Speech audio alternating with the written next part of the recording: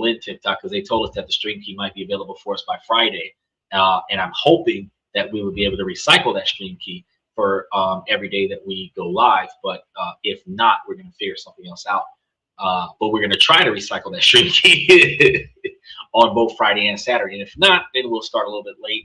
But we're still gonna figure something out. Either way, you would be able to see if you were looking at us from TikTok, from YouTube, actually, YouTube side of things and Twitch side of things, you'll be seeing a large quantity of stocks going across the top of the screen because I've actually already found at least 54 underrated stocks that a lot of them are dividend paying stocks that you can get in very cheaply, put a lot of money down, get a lot of return. And if you invest today and get a return next week or next month or whatever, you start feeling the benefits of your actions sooner.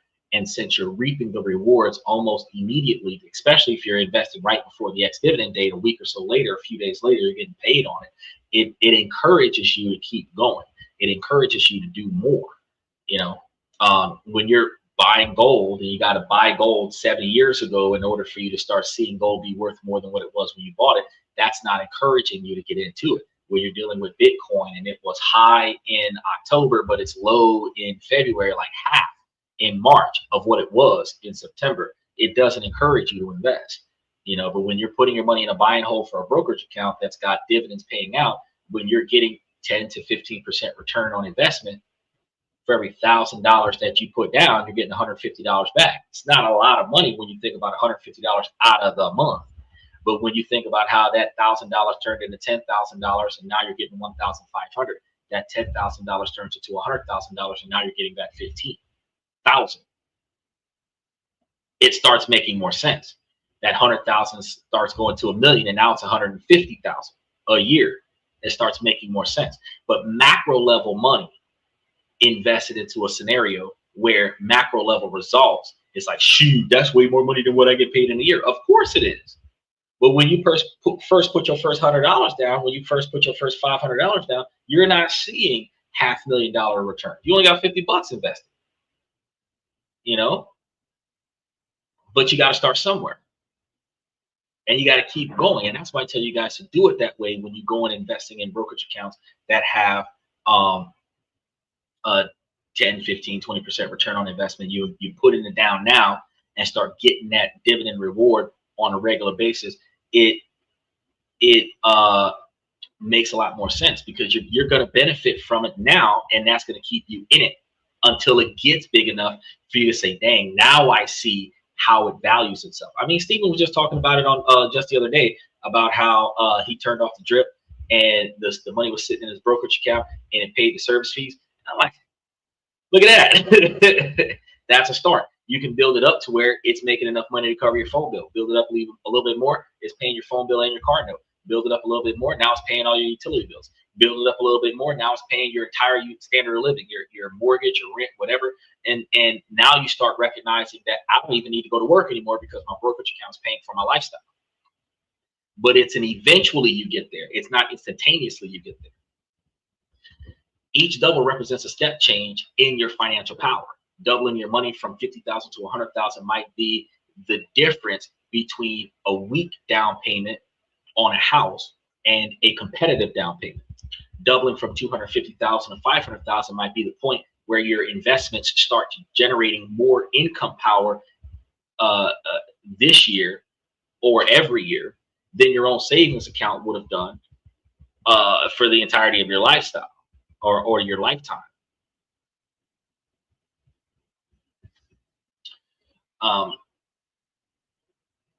That's landmark moments. The part where your money truly starts working harder than you do. And doubling from 500,000 to $1 million is often seen as the threshold for financial independence, where the passive income could potentially cover your basic living expenses. That's what they tell you. Because when you're looking at $1 million through the S&P 500 at approximately 10%, that's like 100 grand. And if you're in California, that might be enough to subsidize your income. New York, it might not be enough. It could be enough depending on where you live. But, you know, in other places in Central America, Central United States of America, Wyoming, Illinois, Tennessee, Kentucky, Arkansas, maybe Louisiana, Mississippi, Alabama, $100,000 a year, you're living in an upscale neighborhood. If you're spending all of it. So when we talk about doubling your money, we're not just talking about an accounting entry.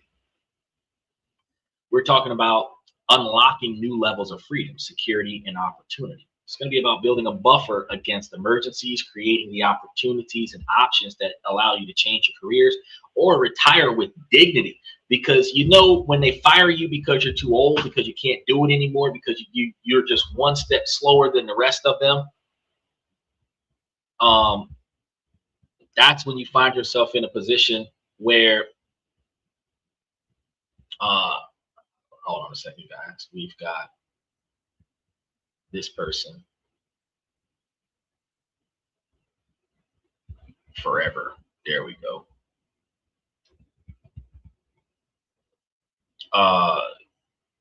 Jesus.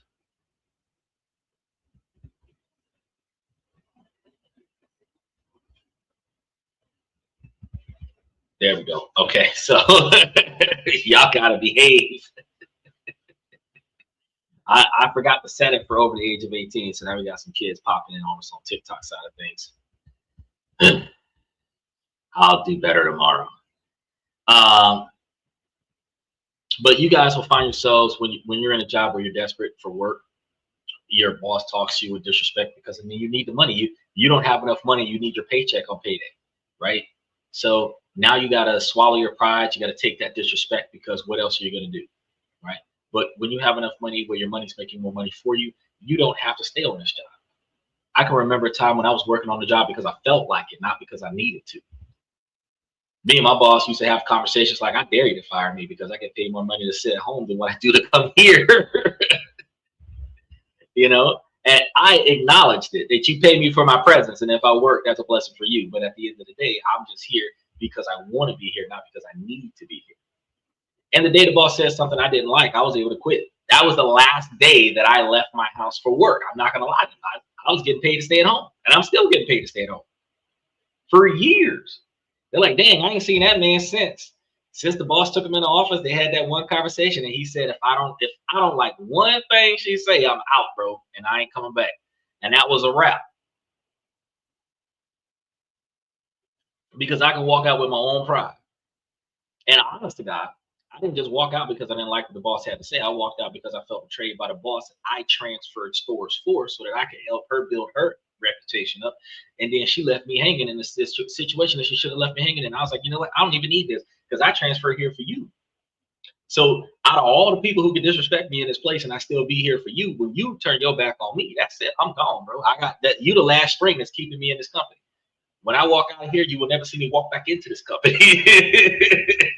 And that's how it is. You're able to leave with dignity. The pursuit of doubling is the pursuit of agency over your own life.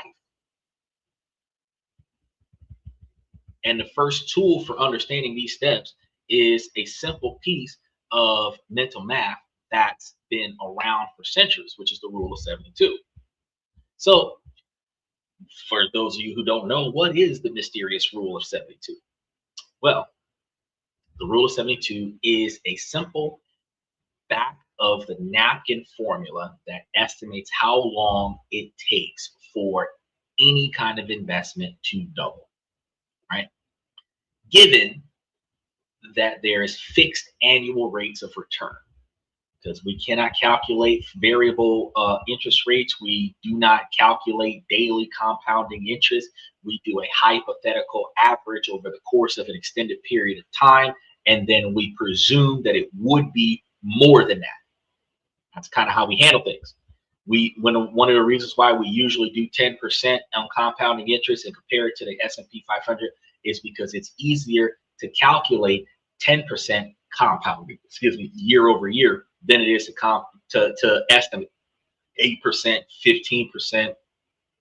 The different numbers have different variables, and doing mass scale math when you start talking about hundreds of thousands, nobody really wants to do that. not just to prove a point to somebody. So we usually use 10, right?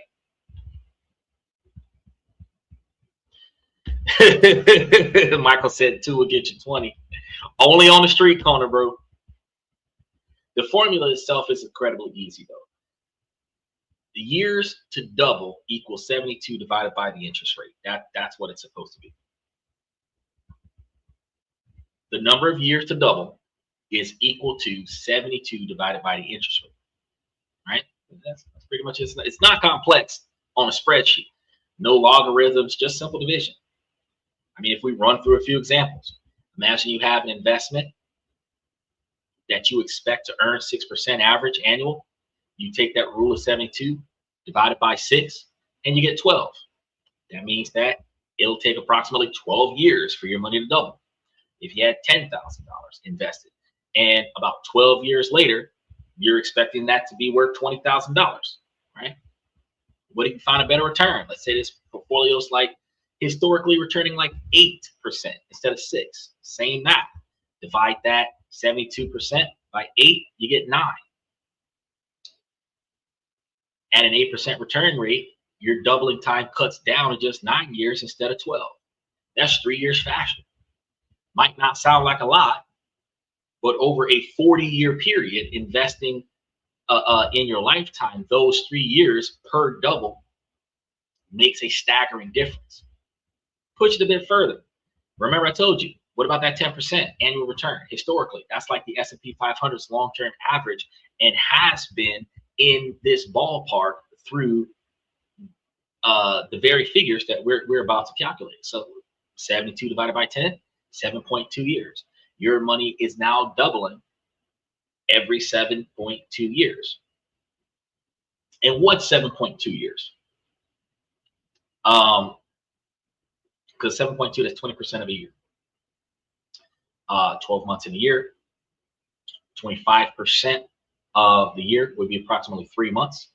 So 20% would likely be about 2 months and a week. So you're looking at 7 years and 9 weeks, 7 years and 10 weeks, something like that. That's what you're wrapping your mind around for your money to double at 10%. So a $25,000 investment would likely become $50,000 in just a little over 7 years. $100,000 in 14 and a half years. $200,000 in 22 years. Which is the oddball about when I tell you guys about how 2 people can make it to $1 million faster than one, when both of y'all are making $40,000, $50,000, $60,000 a year, and you're living off of one income and investing the other. You're investing $40,000, $50,000, $60,000 a year into your account, and even if you're riding the S&P 500, you're at well over $400,000 in just principal in 10 years with a 10% return on investment compounded year over year. You're likely going to see that money turn into just about $1 million inside of 10 years. And if you're doing that inside of 20 years, you're at $2.5 million. So within 22 years, instead of having $200,000 sit there by just putting it there, not adding anything else to it, you could have been doubling down, tripling down, and seeing your money get to where it needed to be. And look, 10 years in, and y'all both are directly impacting the same quantity of capital. Y'all not trying to divorce. Y'all got a couple $1 million between y'all. Y'all trying to make this relationship work, right? Because that $200,000 in 22 years is all without adding another penny to the amount. That is the pure exponential power of compounding growth. Michael says average is out at 8 years. I have found. No, the only time it averages is when it's fluctuating. If you're looking at a consistent compounding variable, it is not approximately 8 years, because 7 years and 20% of a year, which is, like I said, 7 years and 2 months, it's not averaging 8 years. Averaging 8 years would be 7 years and 9 months, 7 years and 11 months. 7.2 is not 7.8. 7.8 is averaging 8 years. 7.2 is averaging 7 years.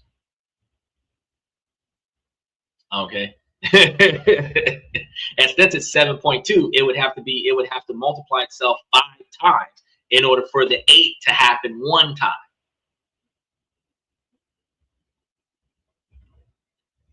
And that's what, 45 years that turns into 50? Or more than that, because it'd be 5 times, it'd be 35 years turning out to 36. So by that time, you should be retired, right? Yes, yes, TikTok. This is a highly interactive podcast. I do respond to the appropriate comments in the comment section, just not the inappropriate ones. The rule of 72 also works in reverse, though. So let's say you want to double your money in 5 years. What rate of return do you need? Well, let's flip that formula. 72 divided by 5 equals 14.4%. Ooh. Now, remember, I was telling you guys about the brokerage accounts that we have in our portfolios. We have a core satellite portfolio that has upward of 54 stocks. And out of those 54 stocks, we've collected about 22 of the best ones that would give you the most reasonable and most stable returns on investment. And the average of that particular portfolio is roughly about 15.1 to 15.5% on average, between the lowest ones giving about 3% and the highest ones giving about 22%. You can double your money in 5 years if it's more than 14.4%. And nobody thought about that.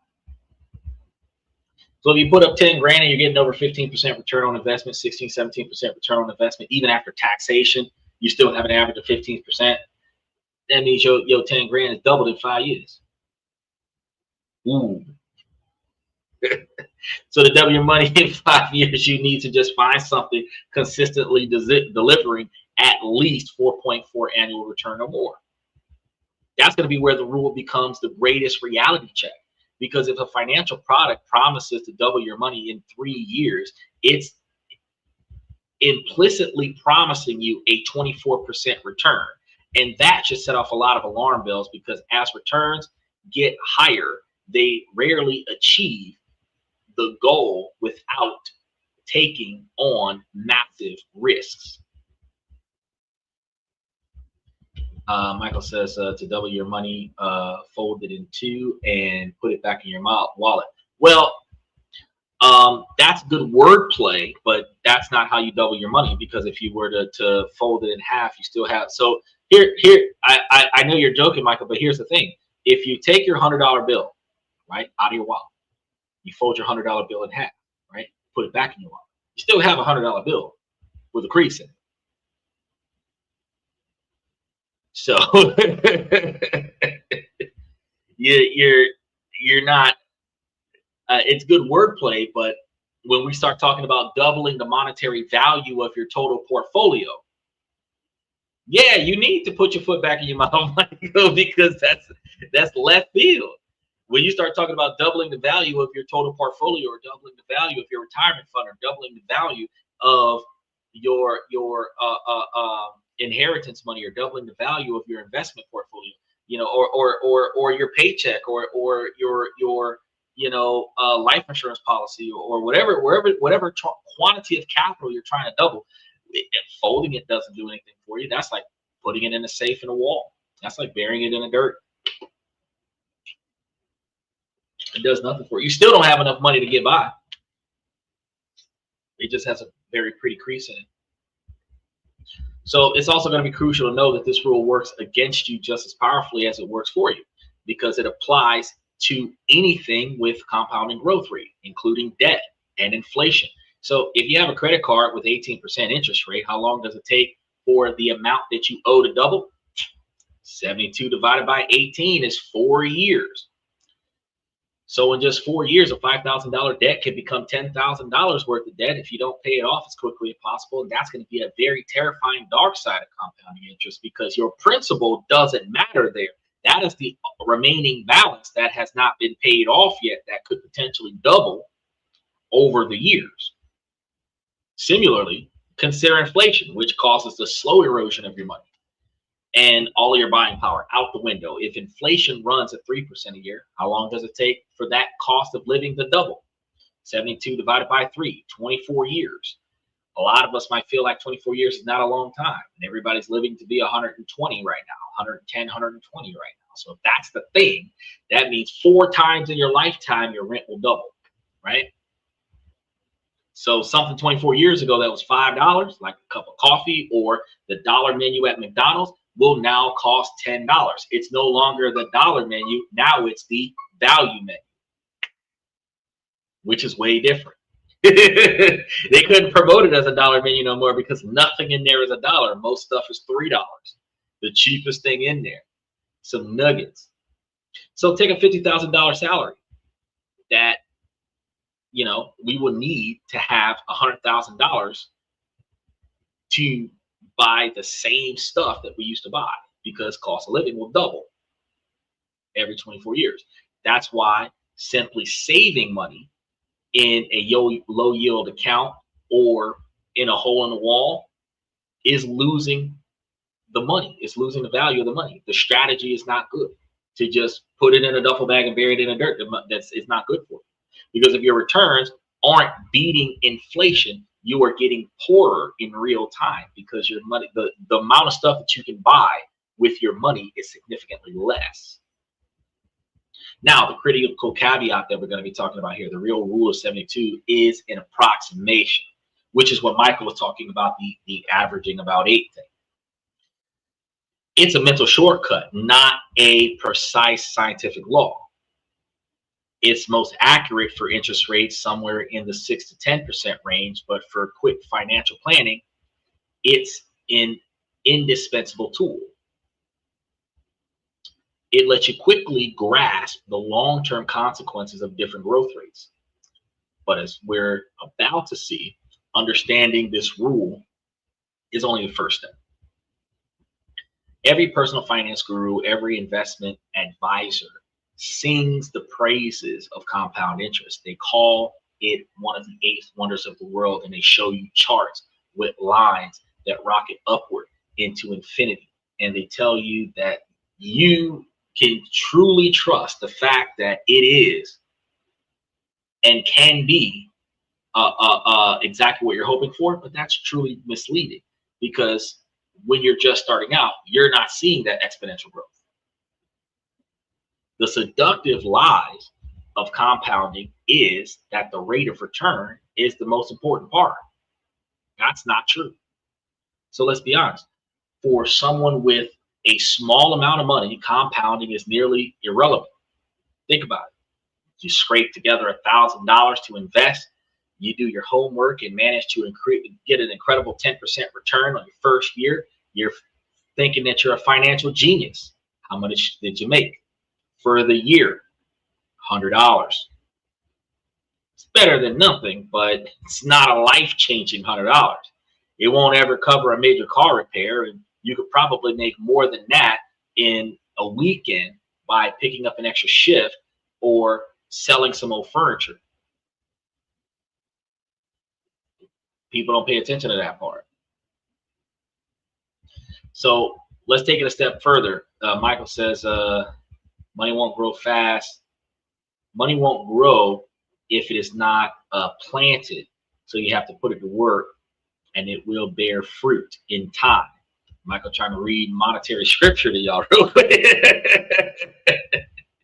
You ever notice that those pastors that be talking about this your season of harvest, this your season of harvest.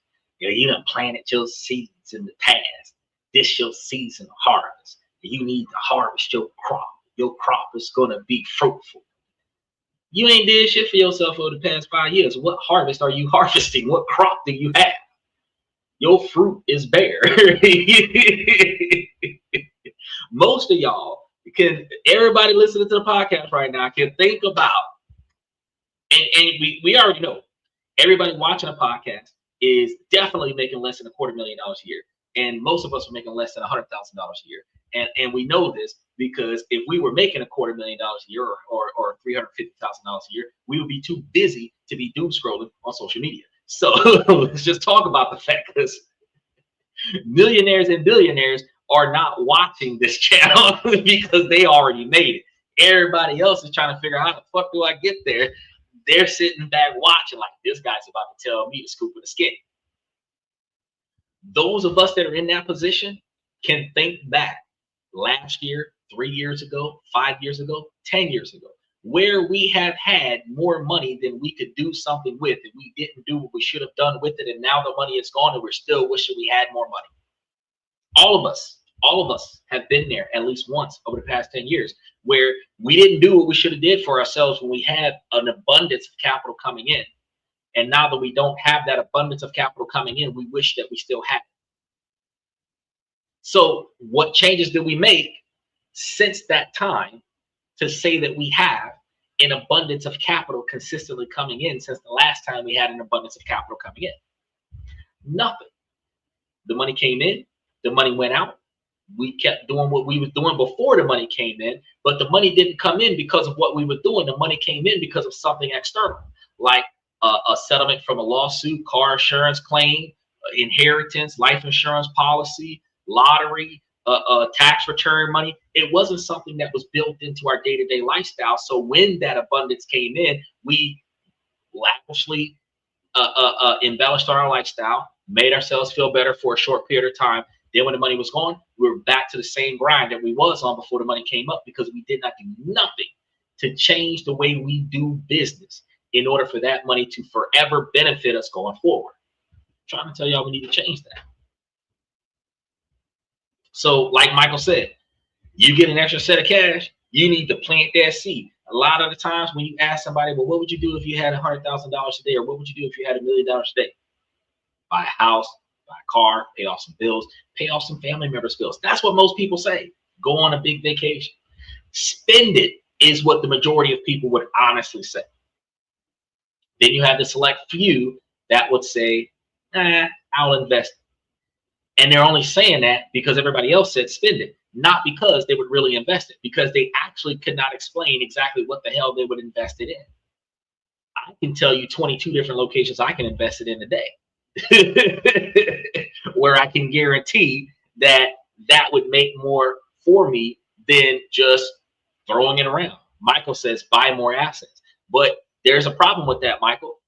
Assets are physical objects, illiquid. So you had $1 million. Let's say you bought $1 million house in the Hamptons. Now you got to pay taxes on that $1 million house. You're broke. You've got assets. You're probably going to have to sell that $1 million house. Oh, wait, rent it out. Okay.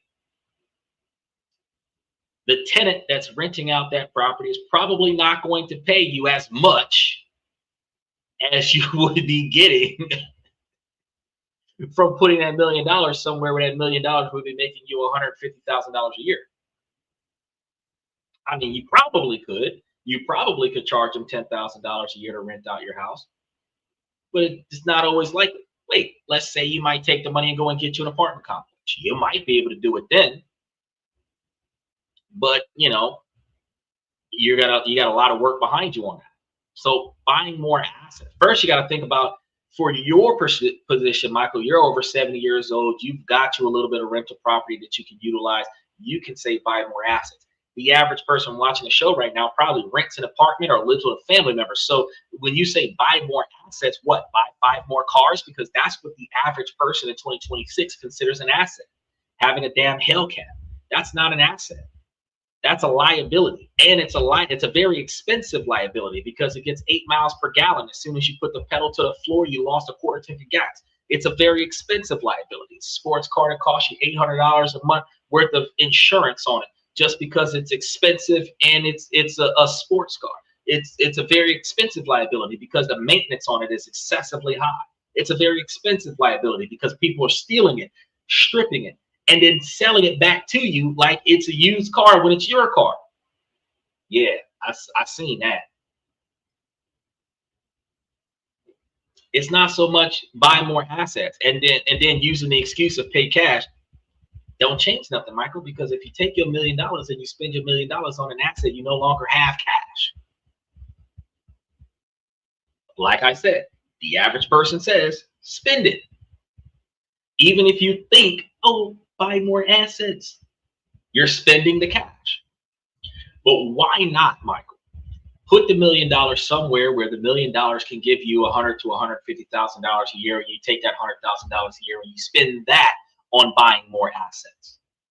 Wait, I got one better for you. Why not have that $100,000 to $150,000 a year, put $50,000 a year on your lifestyle so you don't have to work, and take the remaining money and put that on buying more assets, where the original principle will continue to generate money every year, so you don't got to do nothing else besides roll out of bed and figure which house I'm buying this year.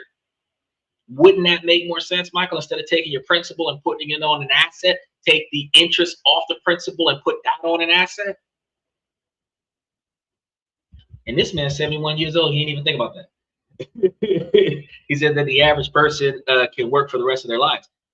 That's not the, and I'm trying to stop that. I'm trying to put a stop to that, because the average person is technically not going to work for the rest of their lives, because the average person is going to get replaced by machines. The average person is either going to get replaced by robotics or AI, one of the two, or robotics with highly advanced AI systems. That's the direction we're headed. 20 to 40 years from now, we are going to be a society where machines do everything that is repetitive work on every level, in every industry. Machines and software will replace mundane jobs, and humans will get removed from the workforce. The higher minimum wage gets, the more big business transitions to automating everything to AI. All the way down to, while you wanted to argue that they only got 400 trucks out there that are driving themselves out of 4 million. What matters is that they got 400 trucks out there driving themselves. And in 10 years, that could be 4,000. In 20 years, that could be 4 million. Because if 400 is the test pilot, mass production, it doesn't take much. Because the person that put them 400 trucks out there is not Tesla. So you can already understand that. And then I think, was it Swift or Vero or something like that, was one of those trucker companies already 2 years ago had driverless trucks. And the problem isn't the fact that the entire workload gets replaced. Well, it's not about 100% of the manpower being replaced. It's about 30% of the manpower getting replaced and putting 30% of humans out of a job, which makes that 30% of humans get with the other 5 or 10% of unemployed people who can never find a job. And now everybody is battling, where the demand for a job is so high that they're willing to take less money. Because remember, high demand, low supply. The person with the demand is willing to pay more or accept less to receive that resource. So if 30% of Americans get put out of a job because machines take over the job, then 30% of Americans are going to be willing to take less money just so that they can get a job today. Even though they're valued enough to get paid double or triple what they're making right now, I'll take whatever you got to offer just so that I'm not homeless. I'm trying to put a stop to that. Think about it now, Michael. Think about it. Michael says, mankind won't allow that. Yes, they will. He said, in fact, there's a new movement against the use of AI. There isn't a movement big enough to stop AI because Americans are lazy. How do you doing, Claudia? Claudia, it's been a while since you've been here, Miss Ma'am. But Michael, it's the Americans are lazy. There's no way that you're going to say that lazy people. So we've got two scenarios that we've got to recognize. First, we acknowledge that Americans are lazy. And every appliance in the house that is made by a robot, or not made by a robot, but made to replace human effort. Dishwashers, washing machines, dryers. We got TV dinners, microwaves. We've got smart appliances like smart stoves, smart refrigerators. We've now got robot vacuum cleaners that are sweeping and mopping and vacuuming the floor. Okay, we've got and all of this is replacing us cleaning our own houses. Okay, that's the first issue that we got, you know, and then we got the cars that drive themselves because we don't pay attention on the road. right? Then, we've got the AI system because we don't have a spouse that will support our lifestyle and be an asset to us. So we have smart AI phones um, that help us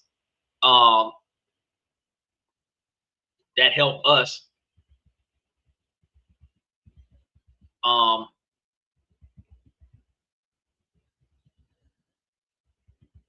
make more decisions. So, at the end of the day, look, Claudia said, she said, I'm lazy, but not that lazy. But I mean, that's what I'm trying to tell them. I'm trying to tell them, like, the we have the big business that's going to create more machines. Like, take Amazon. Amazon put up what, 200,000 robots to replace their manpower, right? And that wasn't the only one. Starbucks is unionizing themselves. Starbucks, of all places, unionizing themselves, right? He said, if AI and robots take over, what's your recommendation for a job? You're asking the wrong question, Michael. You're asking the wrong question. True to life, as I've explained before, you are supposed to put yourself in the position where you are providing the picks and axes, not mining the minefield yourself. That's what I keep trying to tell you. So why are you asking me what's the recommended job for individuals who are going to be in a society that is taken over by AI? Why are you, if you really want to work, service AI? Because until AI can fix itself, that's an up and coming job.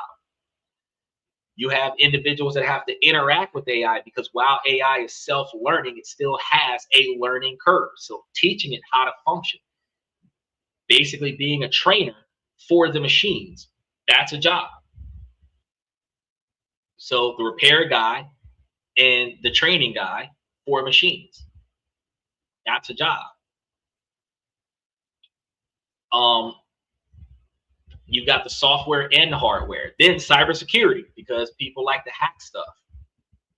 So that's a job. But why not? Oh, okay. Well, you're not going to be here by the time you're 71. 20 years, you're going to have a personal assistant typing on the thing for you so that you can get your comments in the comment section. But what you've got to recognize, Michael, if you make the type of lifestyle where your money is making money for you, you're going to be investing in the you're going to be investing in the companies that's going to be making this possible. You're going to be getting profits off of what's going on already. You're not going to have to work. If you right now, while you're still able-bodied and capable of performing, put forth the effort to make money for you, by the time machines take over 30% of the labor pool, you will be mandatorily and permanently retired. But if you're really trying to right now get into the workforce and be in a job that's not going to replace you anytime soon, something engineering is probably going to be your best bet. Claudia says, if I say you don't want to go to college, a trade job would be great. Welding. That's a good place to start. Because okay, so there are, and I've told you guys plenty of times before. He says, "Oh, trade school, trade school." Michael's all about the old school stuff from 55 years ago. That's not very effective today. But true to life. Okay, so trade school is not bad because it teaches you a skill set that directly translates to a job. However, trade school is going to be usually physical labor that more often than not will be replaced by machines when machines are doing repetitive routine work. However, the idea is that human customized work is always going to be needed because, like I said, the 30% that'll be replaced is the mundane work, the repetitive action. You know how to think about it like this, for example, and we're gonna get back to this interesting real quick, but think about this, for example, McDonald's. They make every sandwich the same way. Taco Bell, they make every taco the same way. Wendy's, they make every sandwich the same way. So all you do is select which sandwich. Now, what that means is that a machine can make the regular sandwich the way it's supposed to be made as many times as it is requested, without fail, without a break, without time off, without emergency, I got to go get my kid, without emergency, I got to go bail out my partner, without a I'm sick, without an anniversary, without holiday pay, without triple overtime pay, and effectively, as Digitech proved, for freaking $35 a day versus the $35 an hour that they were paying Amazon workers to work in the same field. So they saved 23 hours a day on replacing a human with a machine. They could put 3 machines in place of 1 human, which is 3 hours worth of labor for the day to replace 1 human worker. Now, those machines working around the clock would effectively replace 3 shifts worth of employees. Because while it does replace the 1 worker for the first 8 hours, those machines are going to work 24 hours a day, 7 days a week. So it effectively starts replacing 3 people, which means 200,000 robots replaced at least 200,000 people, if not 600,000 people. Because you went from having a day shift, evening shift, night shift to just having a machine shift. Now, what about the custom stuff? What about the custom sandwich? Know this, know that, know the other. What about the custom order? What about the unique location? What about the straight to customer? The unique experiences, that's going to still take a human touch. The outlier, that's still going to take a human touch. And as a result, there's still going to be a need for humans, just not as prominent as before technology. So you got to make sure that you put enough money together where your money is making enough money for you, so that when you phase out, you don't need this. Michael said at 9th grade, you be given a choice, trade school or on to college. I don't think that makes any sense. If your parents taught you wisely by 9th grade, you should know how to invest. You should know how to invest. You should understand compounding interest. You should be able to have the capabilities of making money, make money for yourself, so that you don't have to depend on an allowance from your parents. By the time you're in the 9th grade, you should be able to own your own car because you bought it with your own money. By the time you're in the 9th grade, you should be preparing for your own prom because you bought it with your own money. And you should have a way to automate it and scale up. So, I mean, if you don't have that, then you're not teaching your kids what they need to know to be successful. But a lot of us teach our kids that if you want something, go earn the money to go buy it, which means that that childhood upbringing is going to correlate to the adult behavior of lifestyle creep, that you get money to spend it on your lifestyle. The more money you get, the more money you spend on your lifestyle. You are forever going to be paycheck to lifestyle, paycheck to lifestyle. Nowhere in there is building a future for when you can no longer work to get the money for the lifestyle.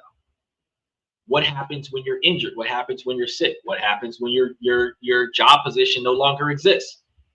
You're no longer generating the revenue, but you still need the money. You don't have a plan for that.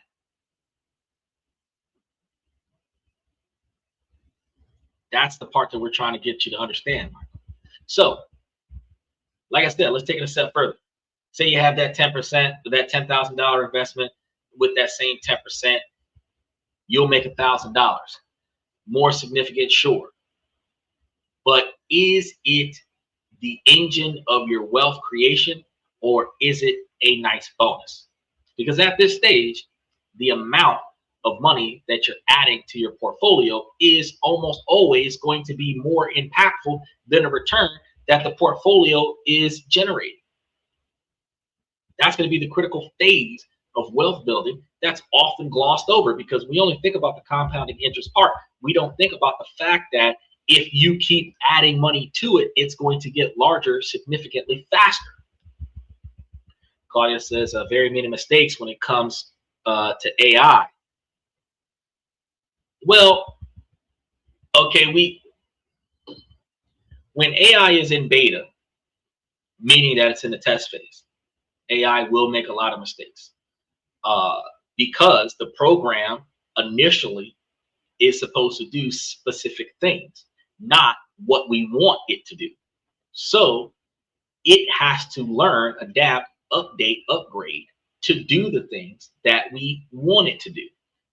That learning phase, because it's the difference between its basic programming and its utilization in real world application. Almost like if you've ever owned a car, like an actual car, like a sedan or something like that, a hatchback or something like that, and you used it to tow another car. That's not what it was made for. While it's capable of doing it, that's not what it was made for, right? So with AI and robotics, what it was created to do and what you would like it to do isn't always the same thing.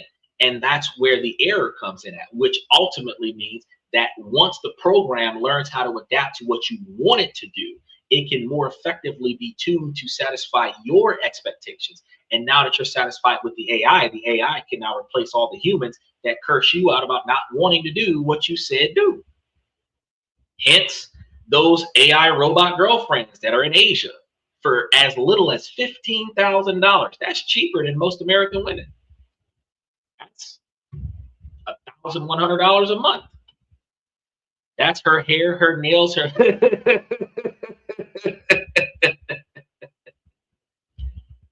She said, iRobot in the future, so scary. Child, this iRobot in the present. Which Michael said, I agree with you, but most people are not able to teach their kids about finances. They were never taught by their parents. It's become a cycle. And that's why this podcast exists, to break the cycle. And that's why I try my best not to allow you to give them bad advice about doing things that no longer is applicable in 2026. While that might have been a fantastic way to go about doing it in 1956, while it might have been really good to apply in 1976, in about 2020, and as far back as 2015, that stopped being a thing. Because right after the internet in 2009, that way of doing things started phasing out. And you have to start taking into consideration that while they are prototyping, while they're test piloting AI in the workforce this year, where they started last year and they're starting to expand it this year, in 2026, it is new. Not everybody is doing it. But in 2036, everybody's going to be doing it. In 2046, a lot of people are going to be trying to make the majority of their workforce machines. In 2056, I don't know where human workers will be outside of a union. Michael says, and with people having two jobs to pay the bills. Yeah, but the only reason why you got two jobs to pay your bills when you live by yourself is because of lifestyle creep. The more money you make, the more money you spend. I was just talking to a man in a Walmart earlier today. He works in a tech company, and he believes that he can't work for himself because he needs big backing. And I'm like, no, all you need is the skills that you have from your job. Start up your own side hustle, start working in a different market than your current company, and use it to pick up extra cash, right? Then phase out of your job and start doing it for yourself. I also explained to him, hey, you're married, right? He's like, yeah. Okay, so are you two living under just your income? He said no. See, that's his first mistake. I explained it to him. If you and your wife are both making $40,000 a year, and y'all are both able to live under a $40,000 a year income, then the other $40,000 gets put away, and over the course of 10 years, that's $400,000. And even if it was 10% compounding interest, that would be something close to $600,000, which means if it was giving you 10% back, you'd be getting like $60,000. And if y'all were comfortably living on $40,000 and you start getting $60,000 from the brokerage account, y'all can both quit your jobs. And that's 10 years, not 20. Right? And if you've been married for 10 years, living the same shitty lifestyle, you could have effectively done this for 10 more years and found yourself not hating your wife. But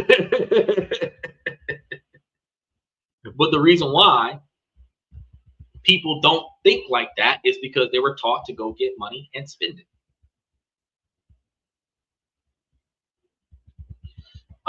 Michael says AI is text-based units.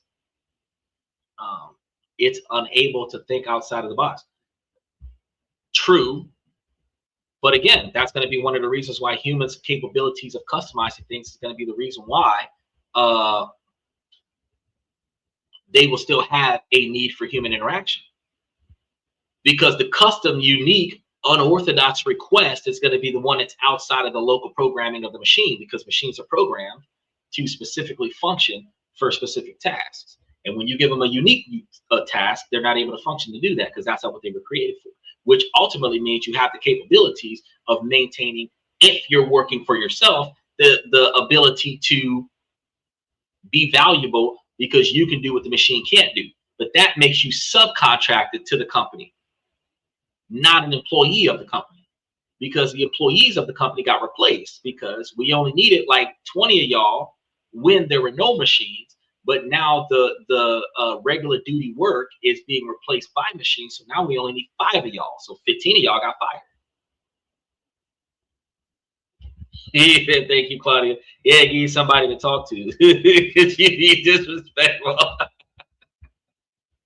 Now, when you guys are young and your portfolio is small, your savings rates is your superpower. So your ability to earn money and turn that into investable assets is the single most dominant factor in your financial equations. So you could be the world's greatest investor getting 15% annual return, but if you're only investing $1,000 a year, your progress will be a very glacial, very slow process. It's not going to be what you think it would be.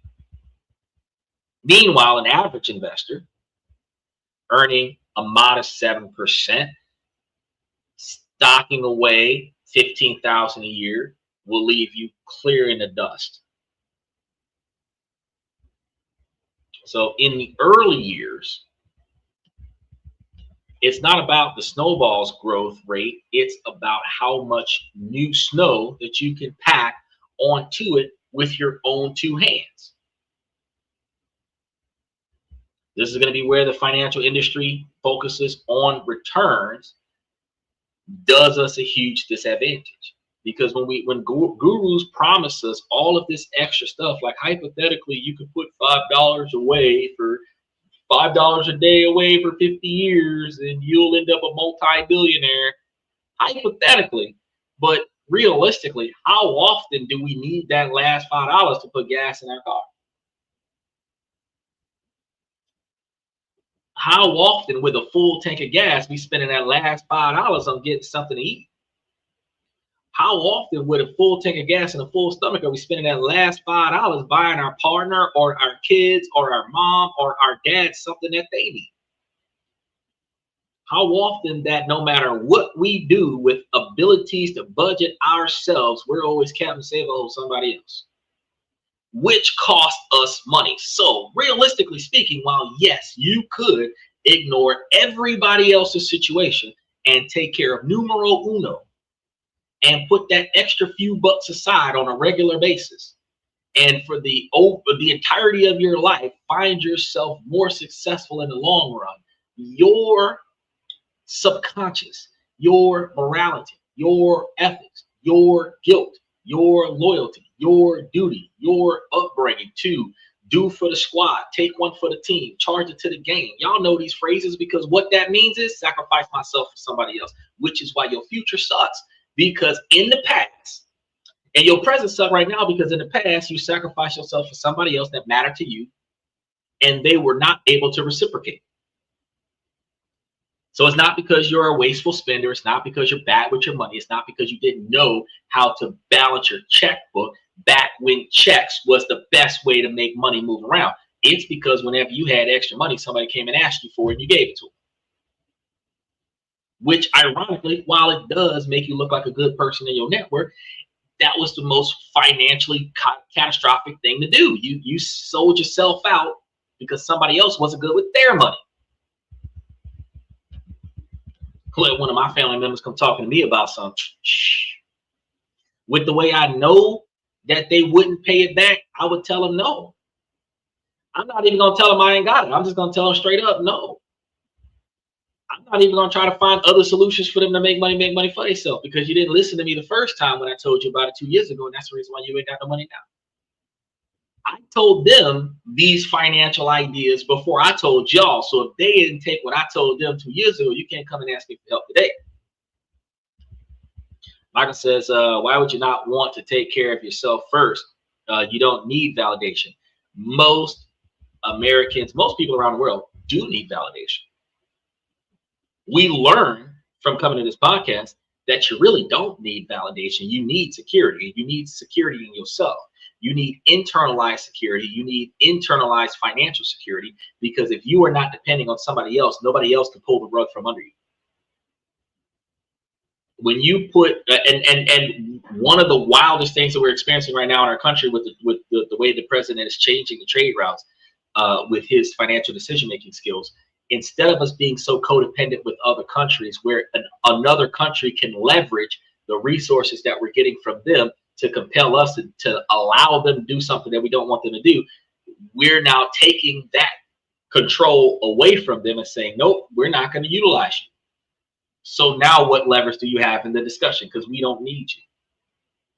When we don't need you and you need us, that dependency is no longer there to manipulate us. And in our personal lives, we need to remove ourselves from a codependency lifestyle.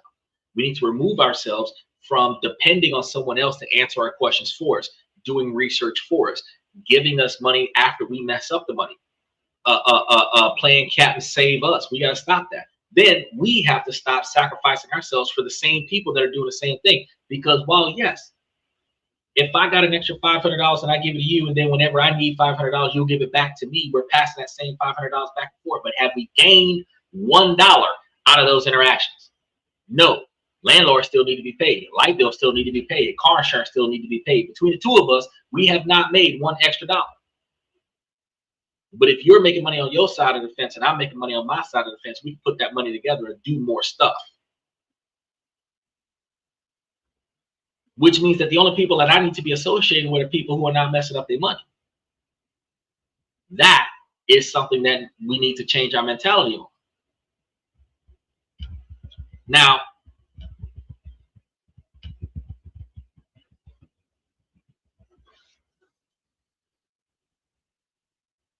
a lot of people focus on the returns, and I told you guys that that's a huge disadvantage, because they want you to obsess over the 1% difference in fees or the 2% outperformance.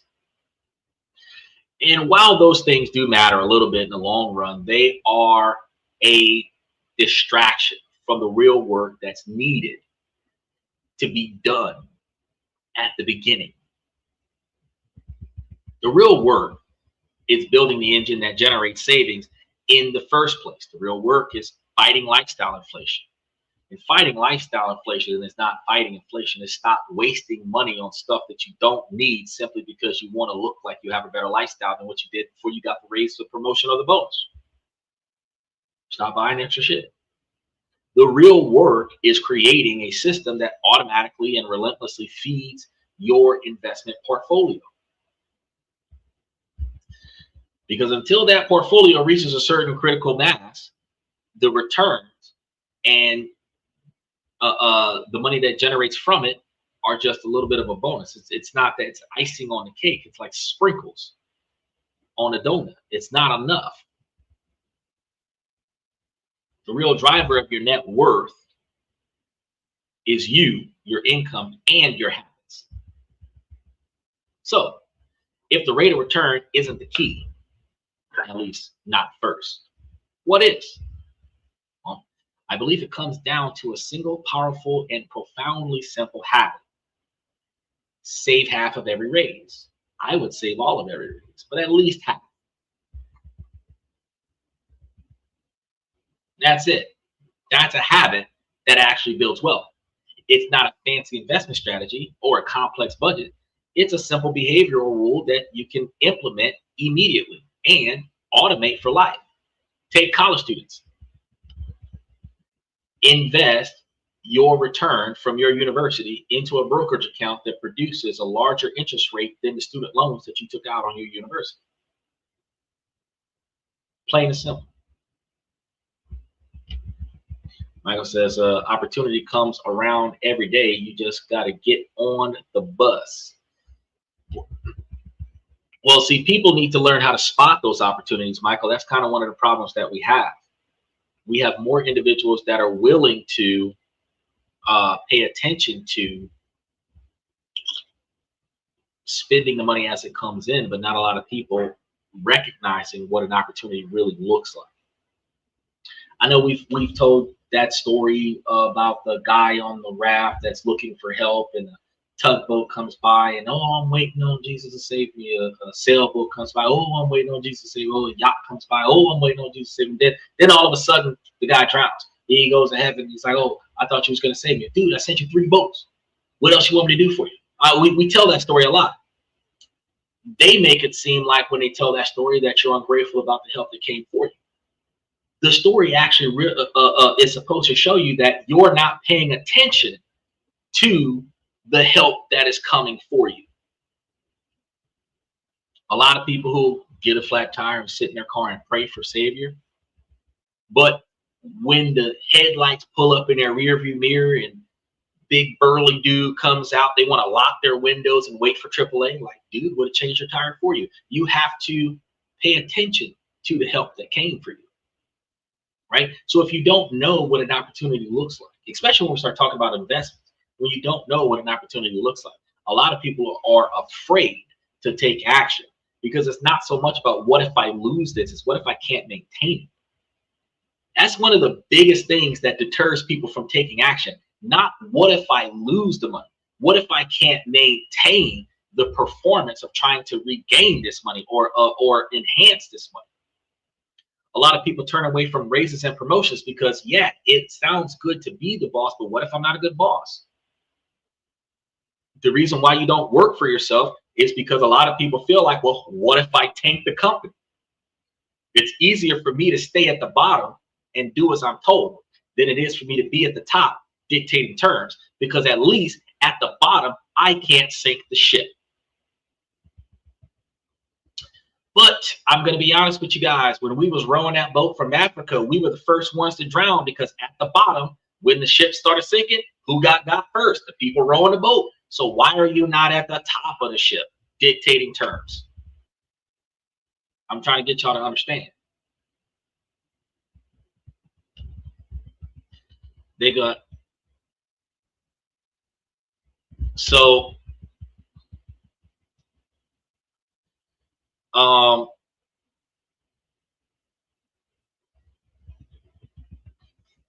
let's break down why this is so much more powerful than just telling yourself to save more or even committing to saving 10% of your income.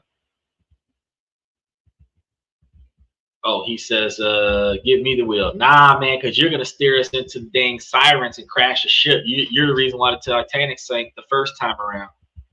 They ain't talk about the first boat that you sank. They talk about the Titanic that you sank right after that.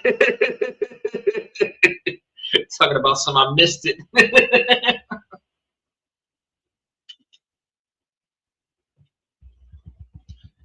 The number one enemy of wealth creation is going to be lifestyle inflation, or as we call it, lifestyle creep.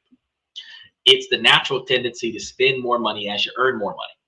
You get a 5% raise and suddenly you feel justified in getting a slightly nicer car, eating out more often, or upgrading your apartment. Your income goes up, but your expenses magically rise to meet it. A few months later, you feel just as broke as you did before. Your standard of living improved, but your ability to build wealth did not. That is one of the reasons why the majority of Americans are poor.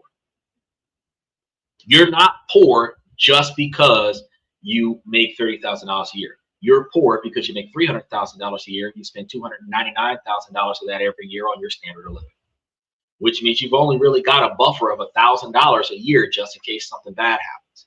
And when something bad happens and it costs more than $1,000, you got to borrow against a stone. You got to beg, borrow, rob, and steal. You got to hope to God that your family members got it because you don't have it. And I know a lot of people in California and New York are like, damn, this man know what he's talking about. He said, grab a life vest.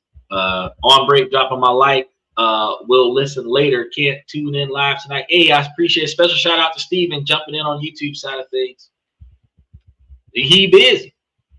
But if Steven would have started his business like I told him to, of selling notes from college, since he's been a college student for 3 years, he's been at 2 different universities, he started getting paid to sell notes for the whole semester. It's $5 per class per person. Each one of these universities got a few 100,000 people. He only needs 10,000 people to give him $50,000. He would be getting paid to sit here listening to us. He gonna do it one day though. He gonna be like, damn. The only thing that delayed me was I didn't really know how to set up that pay to download link. Had I got that set up, I would have been automating the system. Michael says, just learn to live below your means. But it's not so much living below your means. I mean, I do agree with you. What type of consulting do you offer? Well, that's a wild question to ask. I greatly appreciate you asking that. But if you're listening to the consultations that I'm giving you, how to make, save, and invest money, different ways to budget your money, different ways to reallocate capital into different locations, and then, different ways for you and your partner to build trust, not trust in each other, but like an actual financial trust and other such things that you can actually benefit from in your future, setting up your own business, setting up a family business. We talk about a lot of these things, especially in the membership. But I appreciate that question though. But like I was saying, because Michael said, just learn to live below your means, because when you get an increase, put most of it away, it's okay to indulge at times. I do agree with that, but it's not so much living. It's not so much living below your means. It's more to the magnitude of stop buying unnecessary stuff. Okay, you have to find the value in the things that you buy. You can't just buy it because you can afford it. You can't just buy it because you got the money for it. You can't just pick up the check and for everybody at the table because you got enough money to cover the bill. You have to have value in what you're about to do. If you're sitting at a table of 5 and the bill is $250, everybody's got $50 on the table. You can pick up the check for $250 and look like big dog on the table. But if you're not benefiting from the 4 people sitting at the table with you that cost that $250 to be there, why are you spending that money? Why not just pay for yourself? You need to find value in what you're spending your money on. You can spend that $250 on the 4 people there that would likely be investors in your business, that would likely be brokers or somebody that's networking you into a deal that's going to give you $25,000. That makes sense. But just picking up the check because you can, that's a waste of money. You know what I'm saying? When you leave your house, you're supposed to leave your house with purpose. You're not supposed to leave your house just to go hang out. If you wanted to hang out, take your dogs for a walk. You know what I mean? If you're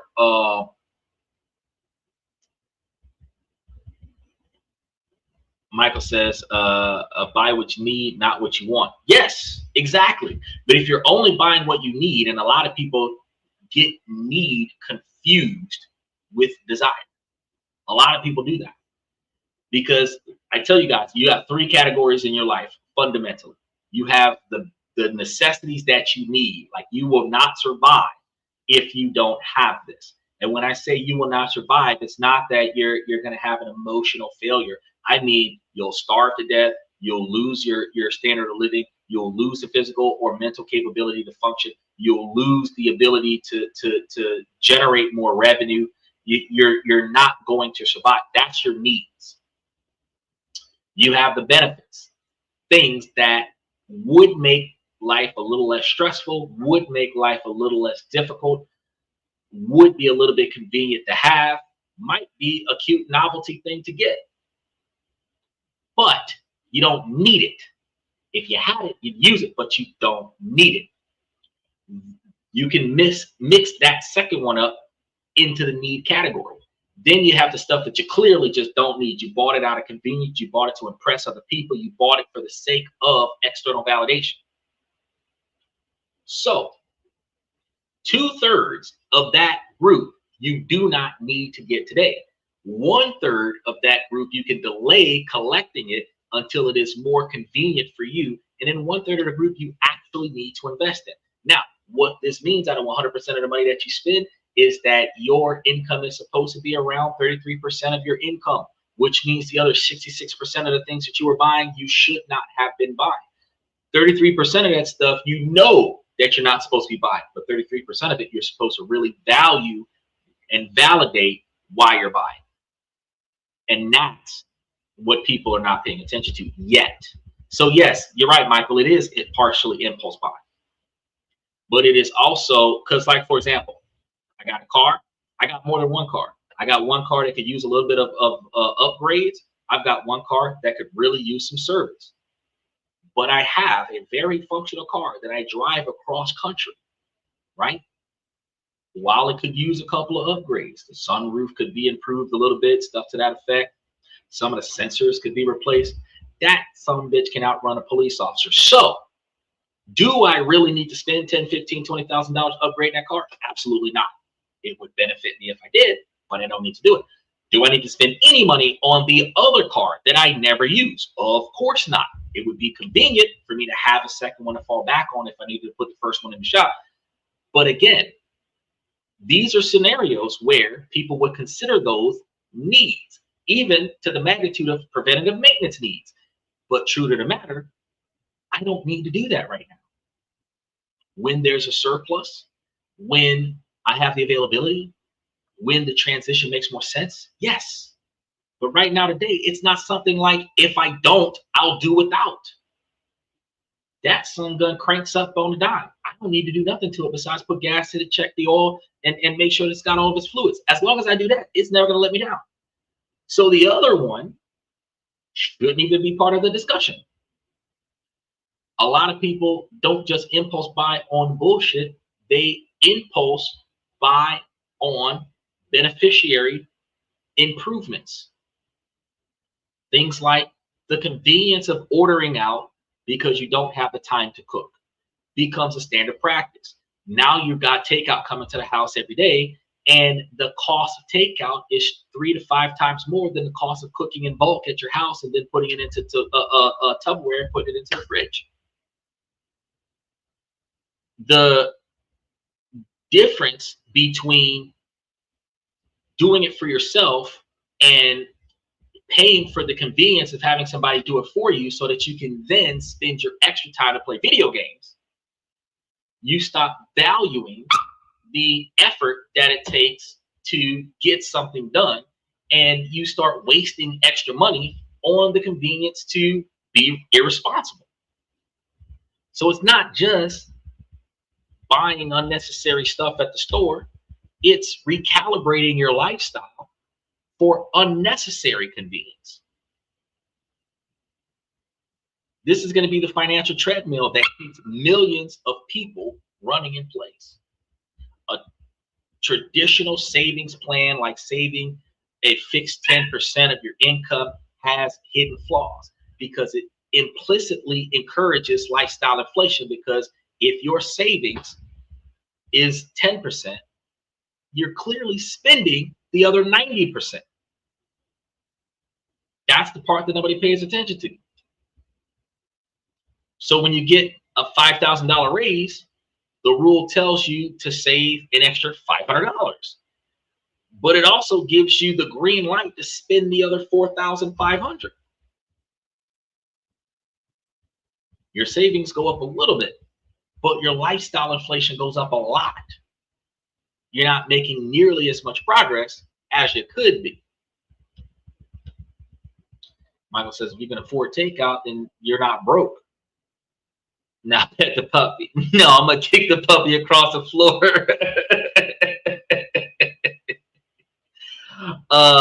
Actually, no, if you can afford takeout, then you are broke.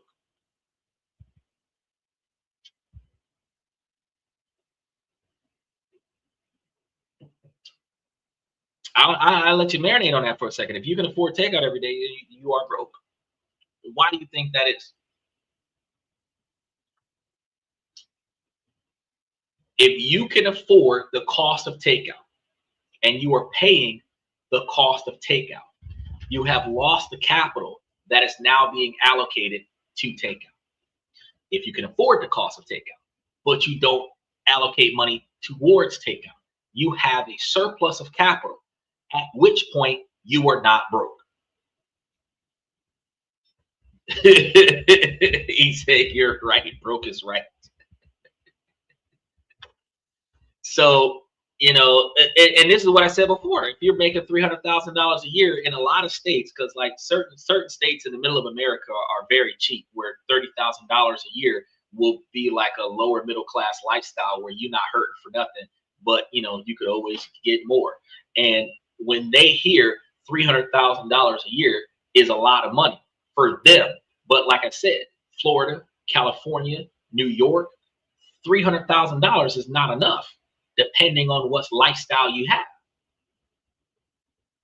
So if you're making $300,000 a year in a city where you need to spend $299,000, you're not rich. Your income is in the upper middle class or level, but your debt to income is the same or less than a teacher making $30,000 or $40,000 a year, where the teacher can live off of a $25,000 a year lifestyle, make $45,000 a year, put $20,000 away every year, have $200,000 a year plus interest in a brokerage account, where that's almost $350,000. But you're making $300,000 a year. You only have $1,000 left over the course of 10 years. That's $10,000. Even with compounded interest, that might be $15,000. The teacher making 10% of your income, living a cheaper lifestyle, would have a better future. And then since the teacher's lifestyle is less than the total cost of the dividends returned off of a $350,000 brokerage account, because she could get about $35,000, $40,000 a year off of the brokerage account in 10 years, the teacher can retire, where you, with $10,000 off of a $300,000 a year lifestyle, would have to work another 30 years to make enough money to retire. It's not how much you make, it's how much you put away. So, contrast it. The ability to save. If you're saving half of everything that you're bringing in, everything extra that you're bringing in after you cover your primary bills, if you get that same $5,000 raise before you do anything else, you set up an automatic transfer, take half of that $5,000 out, $2,500 and divert it directly into an investment account. The other $2,500 can flow into your budget. I would use it to pay down debt. And what just happened there is you gave yourself a significant lifestyle boost, because you have put $2,500 more per year to spend for your future. You feel the benefit of your hard work in the future, as well as you're able to see and monitor the improvement over time in the present. But you've also just massively increased your savings rate, because you've captured half of your new income for your future self before your present self had any chance to dispose of it. Mind you laughing at debt? Well, I know that you live a life of no debt. I live a life of good debt. I know a lot of people who live a life with bad debt. I mean, the majority of things that I own, except for the house right now, and all it takes is for one check and the house is paid off. But opportunity cost, pay the least amount and utilize the rest of it for something else. We just talked about that yesterday and the day before that. Or no, Saturday. We had that conversation on Saturday. This is going to be the psychological genius of the approach of utilizing the rule of 72 in different ways. It's going to sidestep the painful feeling of cutting things back. You never take a step backwards in your standard life, because, I mean, you're taking extra money and putting somewhere else. You are always allowing your lifestyle to improve, but at a controlled pace, while building an ever widening gap between your income and your expenses. This gap is the source of wealth. And here's Michael with bad advice. Okay, Michael, you say pay the house off or rent it out. Well, if it's a primary homestead, you're not going to rent it out. And if you paid the house off, you're putting 100% of your available cash onto a physical asset that is illiquid, and you have absolutely no additional money to put towards other financial opportunities, which makes absolutely no sense. If you don't need to put the money towards the property, you can utilize the money for something else. For example, when we talked about this on Saturday, if you had a $500,000 property with $500,000 available and you put $20,000 down and then you're paying the minimum payments on a mortgage, you can still take the other $450,000 and potentially put it into a brokerage account that's giving you $45,000 a year at 10%, where that $45,000 a year can pay for the house. You're not paying for the house. The brokerage account's paying for the house. Opportunity cost is you're now able to keep the principal on the cost of the house and pay off the house over the course of 30 years. You now have $450,000 plus in your brokerage account, and the house is paid off. Whereas if you put the whole $500,000 on a house, you just have a house. And we already talked about before that if you needed extra money, you'd have to take money out of the HELOC. And you said you don't want to take money out of the HELOC. You would just sell the house and buy a small house. Well, if you put a $500,000 on the house, you're not going to sell the house for $500,000. You're likely going to have the house sold for $450,000, which means you're going to take a $50,000 cut. Then you're going to buy a house smaller than the house that you have, which likely is going to be valued at $350,000, but you're going to have to pay $400,000 because of the inflation that we've been dealing with the tariffs in every country around the world, plus all the stuff that just happened in Canada, which means that you're now buying a smaller piece of property for the exact same value of the current property that you have, which means you're taking not only a $50,000 loss, but a $100,000 loss, because you ultimately could have owned the house outright and not have to worry about, Jesus Christ, girl, and not have to worry about what you're going to be doing with your money. Is that we can find a trailer park. You can find a trailer park. If I'm going to collect a trailer park or an RV park or anything to that effect, that's going to be in addition to the homestead. First and foremost, anybody who's never owned a house before needs to tap into their first-time homebuyer credits and buy themselves their first house. Even if you already have an ownership of any type of property that you inherited from another relative, you want to utilize the ability to buy your first house, utilizing those first-time homebuyer credits. That's an asset that allows you to get more rental properties. Then, since you've got the homestead tax credit, which prevents you from having to pay taxes on the property that you live on, instead of having taxes to pay on a rental property, you should have at least one property that you're not paying taxes on. That's a guaranteed place to live instead of renting on a contract where the contract lasts until the contract ends and then the landlord can tell you to get out. Now we're still talking about going to picking up other properties like trailer parks and RV parks and all of this other stuff. If you're buying land that you're going to utilize as rental properties outside of your primary homestead, then those lands should generate enough revenue to cover the cost of your homestead, whether it's the taxation on your homestead, the repairs on your homestead, the outstanding mortgages on your homestead, upgrading your homestead, where you do not have to take money out of your own pocket to improve the quality of the house that you live in. That is what you're supposed to be doing with the extra money, which is the opportunity cost of not putting $500,000 on a $500,000 house, put $20,000 or $30,000 on a $500,000 house, and put the other $450,000 on something else that can generate more revenue for you. He says 9.2% on a HELOC loan. Doesn't change anything. It doesn't change anything, whether you do 9.2% on the HELOC loan or instead of, and you got to think about, so a HELOC loan is usually a second mortgage on the home because you already got a first mortgage, and then you take out a second mortgage on top of it. So yeah, it's going to be 9.2% because you're borrowing against the borrow, right? But ultimately, if the house was already paid off and you had to borrow money against the house, you don't necessarily have to take a HELOC. You can just take out a straight up mortgage. And if it's over $50,000, you could take a straight out 30-year mortgage on a house for whatever it is that you need the money for. But you're putting the house back into a financial lien, which you don't have to do if it was already in the financial lien. So why put a $500,000 down on a house and pay it down so that you can then have to put it, remortgage it anyway?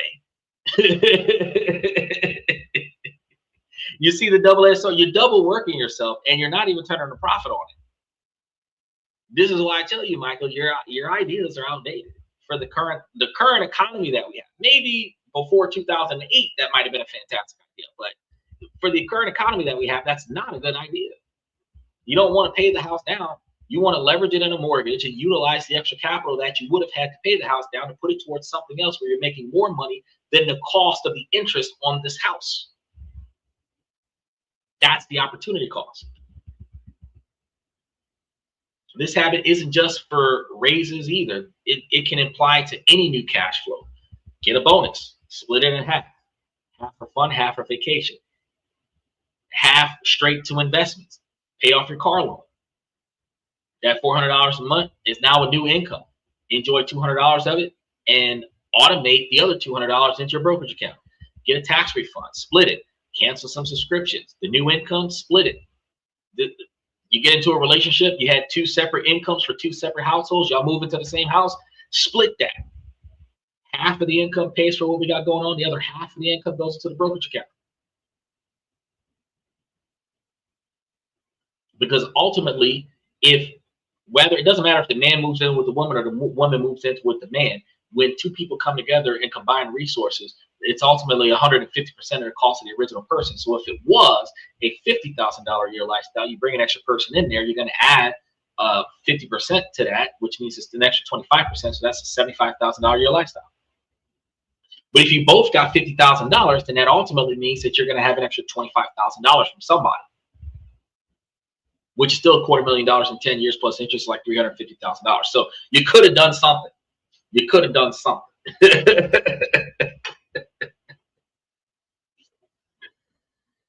This is about willpower.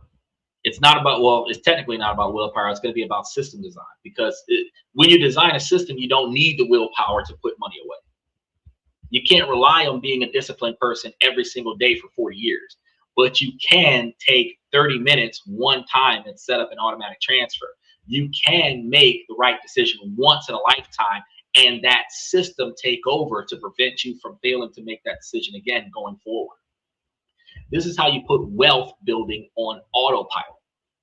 Notice, those of you with better credit scores than everybody else, most of your bills are on auto pay.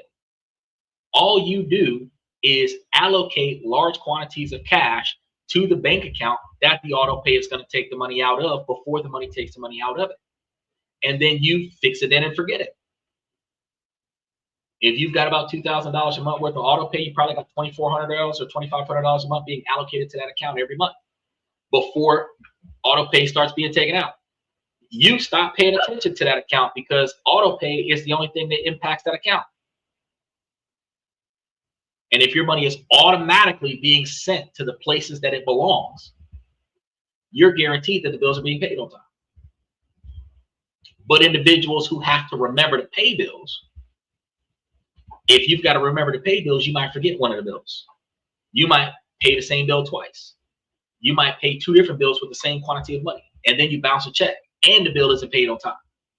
You might not have enough money because you overspent on one thing and didn't have enough for another, and now you have to pay a late fee. And not only do you have that late fee, some of these situations also give you the bad report on your credit score. Now you got late payments on your credit score, and that late payment hurts you for at least 2 to 3 years, right? We don't think about none of that stuff. But the majority of the reason why people who have better credit scores than everybody else, that's because they automated most of their bill pay. A lot of the investors that have a lot more capital lying around than everybody else, that's because they automated their investment portfolio where it went to the portfolio. And since it's on the portfolio and it takes longer to get it back than it does to send it over there, might as well invest it. Might as well put it in places. People who have the drip set up, where the dividend return invested back into the portfolio. Because the drip is set up, the time it takes for you to sell it is way longer than it takes for you to just leave it there. So just put money up there and leave it there, right? It's easier to do nothing than it is to do something because it was already operating in your favor. It's harder to do something for yourself that wasn't already being done for you, right? This is simple habits systematically turning your career progress into financial freedom.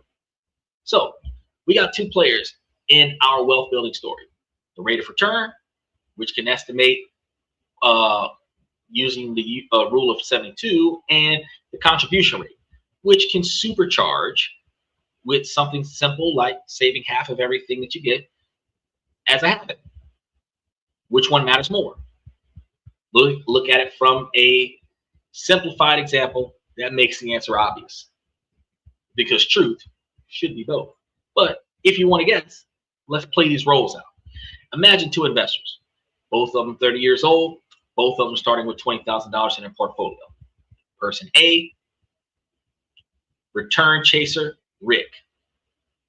Rick's obsessed with getting the highest returns, so he spends hours researching hot stocks and tries to time the market. And he's smart, a little lucky, manages to achieve an incredible 12% average annually. And this is going to be the return that's going to be happening year over year for the next 15 years. However, Rick follows that saving 10% income rule. He started with $60,000, saves $6,000 a year, and gets 3,000% or gets a 3% raise each year. So his savings increases ever so slightly. Now, investor B, systematic Sarah. Sarah isn't an investment wizard. She puts her money into a simple low-cost index fund portfolio, and she expects that it will drive a solid 8%. Okay.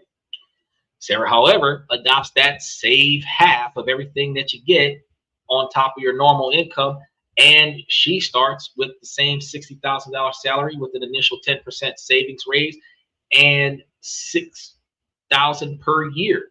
But every time she gets her 3% annual raise, she splits it in half, and half of it goes to the lifestyle and the other half goes directly to her investment.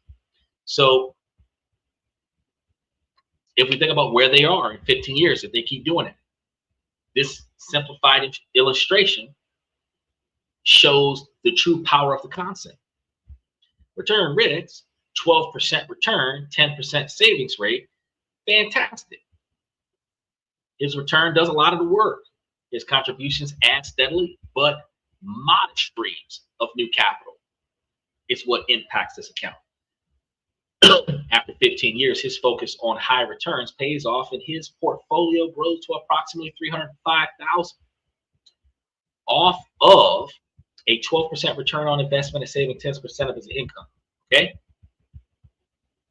So if y'all listening to me and I'm like, hey, live off of one income and take the other income and put it away, I just showed you how simple 12% return on investment and 10% increase would get you $305,000. Look at systematic Sarah, and this is when I told you so starts blowing up. 8% return and saving half of her rates. It's putting more money towards the fold. Her journey is going to be a little bit different because her 8% return is full of 1/3 lower than Rick's 12%. Full 1/3 lower, right? But her savings habit is where she shines, because her first 3% raise is $1,800. She puts $900 into the investments, increases her annual savings to $6,900. Her raise is even bigger, so her savings jumps again. And the year after that, her contribution accelerates dramatically. So while Rick's savings rate is stuck at the specific 10%, Sarah's climbs steadily higher and higher every single year. So where does Sarah end up after 15 years with her low 8% return and her powerful savings habit? Her portfolio grows to approximately $415,000 over the same 15 years. Let that sink in for a second. Sarah, who knows nothing about investing, ends up with $110,000 more than the brilliant high return investor. Why do you think that is? Well, because for most of those 15 years, the new money was poured into an account that was far more impactful than the percentage return that you were getting. That's why. The contributions did the heavy lifting. Rick focused on his small snowball rolling faster. Sarah focused on making her snowball bigger, and it overtook him, even while rolling at a slower speed. This is going to be the fundamental truth of building wealth. In your early to mid-career, your savings rate is the accelerator pedal.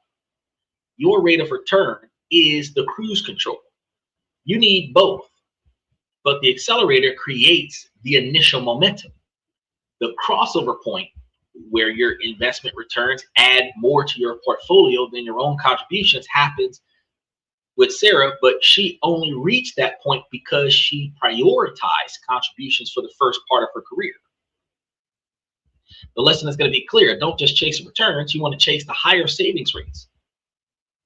The save half of everything raised, including like whatever extra money that falls into your lap. That habit is going to be the most effective psychological and sound wave to do whatever it is you got to do with investing. So we have our system. We have the rule of 72 as our map, and saving half of everything that we get, building that habit as an engine. But your journey isn't without obstacles. There's going to be 3 invisible enemies constantly working to undermine your progress. We have the inflation, the taxes, and the fees. Ignoring them is like filling a bucket with holes at the bottom of it. It's never going to fill. So the first and most pervasive enemy is going to be inflation. As we touched on Friday, Saturday, and Sunday, inflation is gradually decreasing the money and the purchasing power of the money that you have, right? So the return that you see on your statement, 10% or 10%, is the nominal return. The real return is what you have left after subtracting inflation. So if your portfolio grows by 7%, but inflation takes 3%, your real return is only 4%. You're only 4% wealthier in terms of what you can actually buy. This is why holding large amounts of cash over a long term is almost guaranteed to make you poor, because cash loses its purchasing power over time. Investing in our primary tool to preserve and grow our wealth will keep us ahead of inflation. So the second enemy is going to be taxes. Huge enemy, especially when you can't benefit from some of the deductions. So when you earn returns in a standard brokerage account, you're likely to have to pay some taxes on them somewhere, right? Dividends are taxed. When you sell for a profit, you owe capital gains taxes.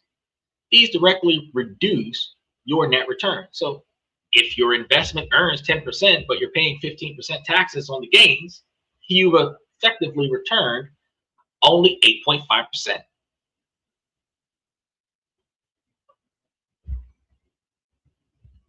This is why financial advisors put so hard for tax advantage accounts like 401ks and IRAs.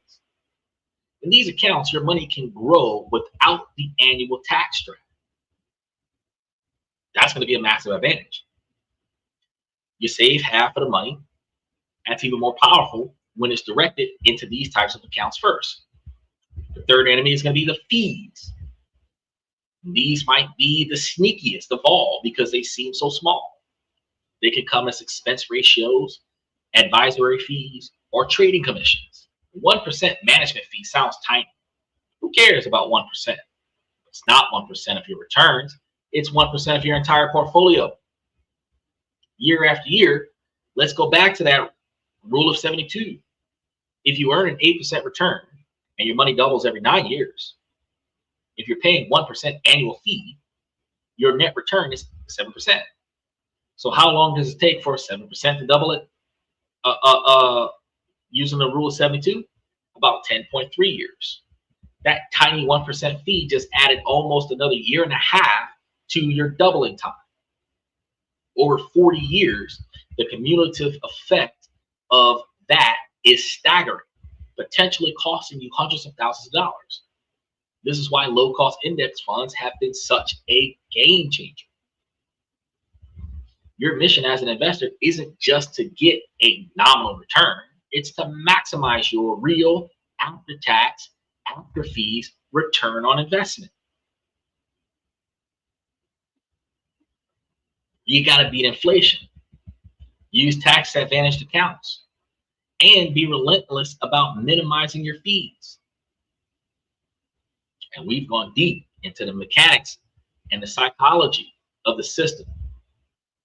And if this way of thinking about building wealth as a system to design, not a series of gambles to win. It's clicking for you guys. If you haven't done so already, hit that subscription button, follow me on TikTok, turn the notifications on, mash those reaction buttons while you're living on the show. Show support for the channel, because we're all about building robust, systematic approaches to finance on this channel. And it's going to let the algorithm know that you guys are benefiting from what we've got to offer. And also, let me know in the comment section which of the three enemies, inflation, taxes, or fees, has been the most surprising or impactful in your own financial journey. I read all of these comments. As you've seen, I was reading them on both TikTok, YouTube, and I see Twitch comments over here. So theory, which is what we kind of talked about earlier, is great, but let's make it real. Let's walk through how this all comes together over time. And again, this is just an illustration of the process, because real life and market returns are never as smooth as this. But let's talk about somebody like Alex, 28 years old, $15,000 emergency fund, and a starting investment portfolio of about $10,000 in a Roth IRA. Alex's salary is around about $55,000 a year. Alex has been saving a 7% return, which is roughly $3,800 a year. First year, the system begins, Alex commits, and at the end of the year, Alex gets a 4% raise. New salary is $57.2. The raise amount being $2,200. The habit in action is that he decides to say half of it, which is $1,100. New annual savings, $3,850. Right? That was the original, plus the $1,100 is the new amount. Total amount, $4,950. Alex goes into payroll and increases the automatic IRS contribution by $92 a month. Alex's take-home pay still goes up because of the other half of the raise, so there's no feeling of deprivation. Assuming an 8% return, for an example, the portfolio at the end of the year is about $14,950. Years 2 to 5, the engine purrs. The contributions in progress, each year bringing in an average 4% raise. Right? And half of that new money automatically channeled into the investments. By the end of year 5, annual contributions have grown from the $3,850 to over $7,000 a year. Portfolio has been growing from both these hefty contributions and a steady 8% return. And we're just assuming that that would be the return for this particular experiment. By the end of 5 years, the portfolio would be approximately $65,000. Putting away $3,800 a month, $3,850 a month. Alex uses the rule of 72 for a quick check. At 8%, your money doubles about every 9 years. $65,000 could be $130,000 by the time you're 42. Even if you stop saving right now, but you're not stop saving. Year 10, you're reaching your milestones. Because if you fast forward, at 38 now, saving half hobby has completely become automatic. Your annual contributions are now exceeding $12,000 a year. After a decade, the portfolio has crossed a significant milestone and is now worth approximately $185,000. Now that 8% interest really matters, because 8% of $185,000 is $14,800. For the first time, the investment returns for the year are greater than your own contributions. This is going to be the crossover point. The money is now officially working harder than you are in that scenario. Year 20 is going to be the power of time, because when he's 48, the system has been on autopilot for 2 decades. Portfolio is now $650,000, where he started at $3,850.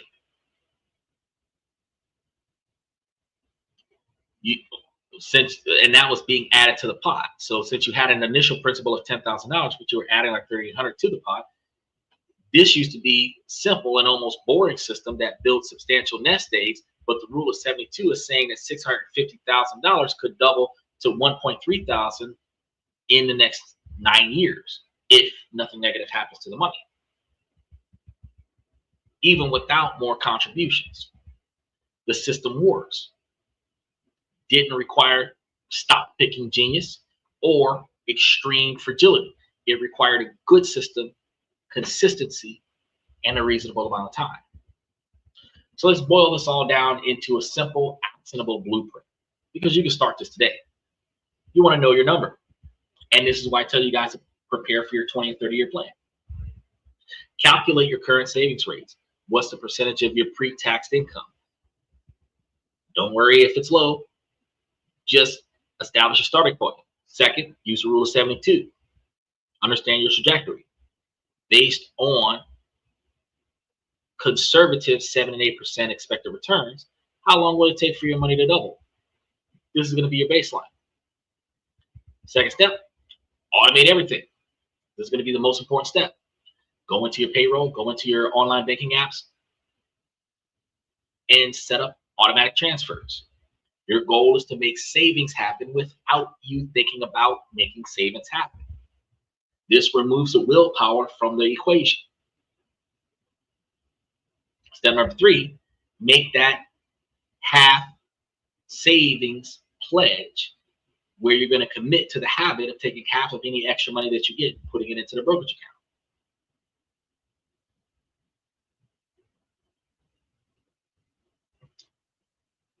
This is going to automatically increase and bump your savings up dramatically.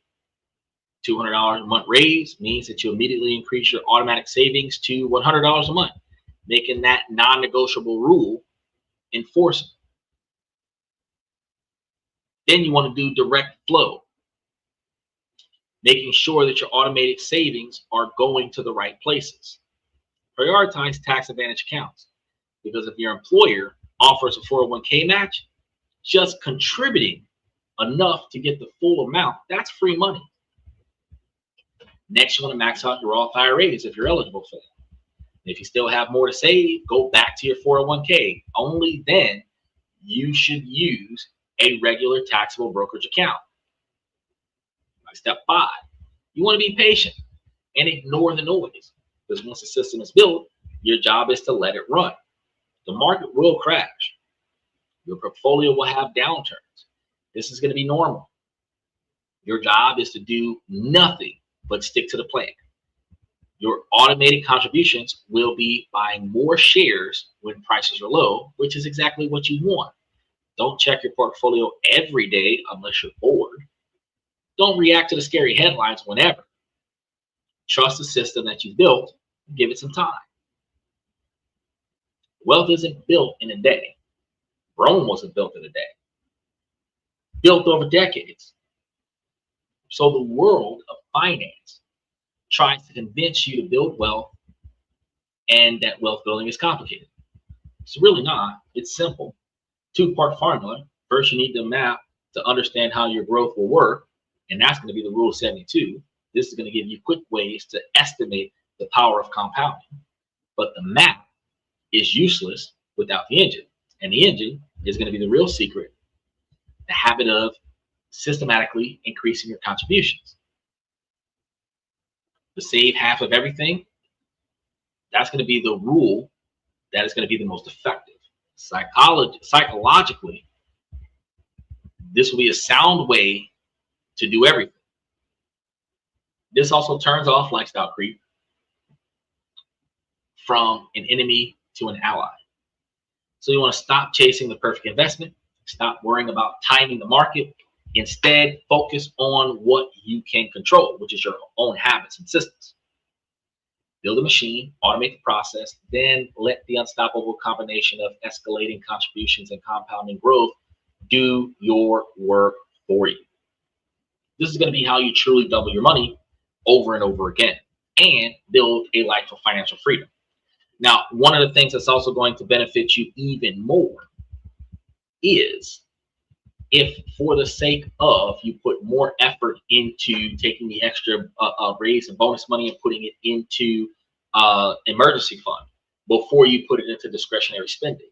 Then you have the capabilities to show support towards your standard of living, because whenever you need something, you can go and grab the cash before you have to break down your brokerage account. One of the other things that I find that's more effective, at least for me, I don't know how it's going to work for you, but if you actually calculate your opportunity cost for every purchase that you make, look at your portfolio. Look at the cost of some of the most positive shares that you have, right? I've got some that are $2.50 a piece, some that are $5 a piece, some that are $15 a piece. Now, think about this. Pack of cigarettes is probably the same price as 2 shares of Ellington Residential. Bottle of beer, 1 at the bar. Same price as Prospect Capital, 1 share of Prospect Capital. Loaf of bread, probably the same price as 1 share of Orchid Island Real Estate Investment Trust. Bag of Doritos, same price as 1 share of All Trail Group. These are all stocks that are in my portfolio right now. Wait a minute. A pair of Jordans, probably the same price as 1 share of Johnson & Johnson. A pair of Nikes, probably the same price as Chevron stock, right? Especially if you're getting those custom Nikes. When we start thinking about where else you could be putting your money instead of wasting it on things that you need, let's take a night out with the fellas, because this is a male-driven podcast from the male's perspective. You drive out to the club, it might be $5 worth of gas. You're going to pay $20 for the parking because you're going to put it someplace safe. And you're going to pay another $20 to the cover to get in the door. You've effectively spent $45 before you went to the bar to buy your first drink. You might spend $10 on drinks, 2 drink minimum. And you don't find yourself being tempted to take shots with your friends at your own expense. Okay, you spent $50 today.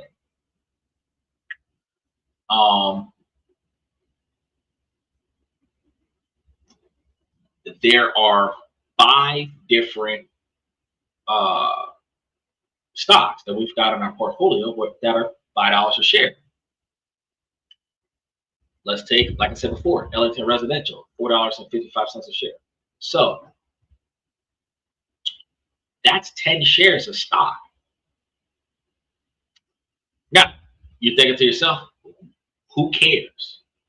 Well, some of these things are paying 10 cents a share, 15 cents a share, 25 cents a share, 55 cents a share, $1.25 a share. And when you think about how you could have bought 10, 15, 20, 30 shares of stock that will continuously pay you monthly instead of buying whatever that is, where you're either going to go home drunk, have a hangover in the morning that is including a migraine, where you're going to spend the next few days spending extra money trying to sober up, or your money's going to be making money for you. Opportunity cost. And I'm doing opportunity cost in a way where I really see how my money could have been making more money for me instead of making this particular purchase. Now, when you find the type of purchase that you can benefit from, like say, for example, you got a good yard, you need your grass cut, you don't have a lawnmower, you got to buy one. The difference between buying a gas one and buying an electric one is the cost of gas. Because you've got some electric lawnmowers going for like $250, where you got gas lawnmowers going for $185. But the gas lawnmowers cost so much more money in gas, where you could just plug up your lawnmower to your house. You know, save a little bit of money on your light bill, but, well, you're going to spend a little bit of money on your light bill, but you're going to save a significantly larger quantity of money on your gas. Right? You can only cut your grass till the battery dies, and then you take a break. Go back and cut it tomorrow. Make it a routine, right? So, thinking about this, if you know that, you know, $250 worth of stocks, I could probably buy, what are we thinking about? Arbor Realty, Armor Residential, like usually $10 or $15 a share stocks. You know, AG&C, like $12 and $13 a share stocks. You know, these stocks, you might be able to buy like 10 or 15 of these, right? But the opportunity cost is I can cut my lawn myself and not pay somebody else $200 or $300 a month to come and cut my grass. The opportunity cost of buying that lawnmower to do it myself saves me expenses where the 10 or 20, $50 a month return on investment from the brokerage account would not have been nearly as much. So do I need that item? Yes, because if I don't, the grass will overgrow and I'll start getting fines from from code enforcement. Do I benefit from buying the mower, paying somebody to cut the grass for me, or investing in a brokerage account? If you say lawnmower for yourself, you would be right. That's how I weigh my expectations with purchases, because if I can't find value in the item, or if I can find more value from putting my money somewhere else, then I'm more than likely going to put my money somewhere else. Because why sacrifice the capital when the capital can start making more capital for me? Right? All right. That's all we got for you guys for tonight. I really appreciate y'all for being patient with us. I want to start off by giving a special shout out to Michael, Steven, FX Trader, Aztec, Unc, Andy. I see Steph Anderson over on TikTok side of things. I really appreciate you for riding the whole show out. Woo! 2 hours and 12 minutes you hung out with us. I really appreciate that on TikTok. That's like records for us over there. YouTube, that's normal, but TikTok, that's not normal. So I really appreciate you for showing love for us for the extended period of time that you were here today. So who else we had? Joe Jack, OG Kicks, Claudia, longtime follower, Nicole, special shout out to Nicole, Danny Steffen, Omni81, Red Void from Twitch's side of things. I really appreciate all you guys for coming from all different angles. But before we go, ladies, I'm going to tell you, as long as the situation doesn't make sense, I'm going to keep asking you ladies to make it make sense. So ladies, please make it make sense. The fellas, I give you this information to make you guys higher value men, not just by increasing your financial life, but also by improving your decision-making skills, your financial and your personal decision-making skills.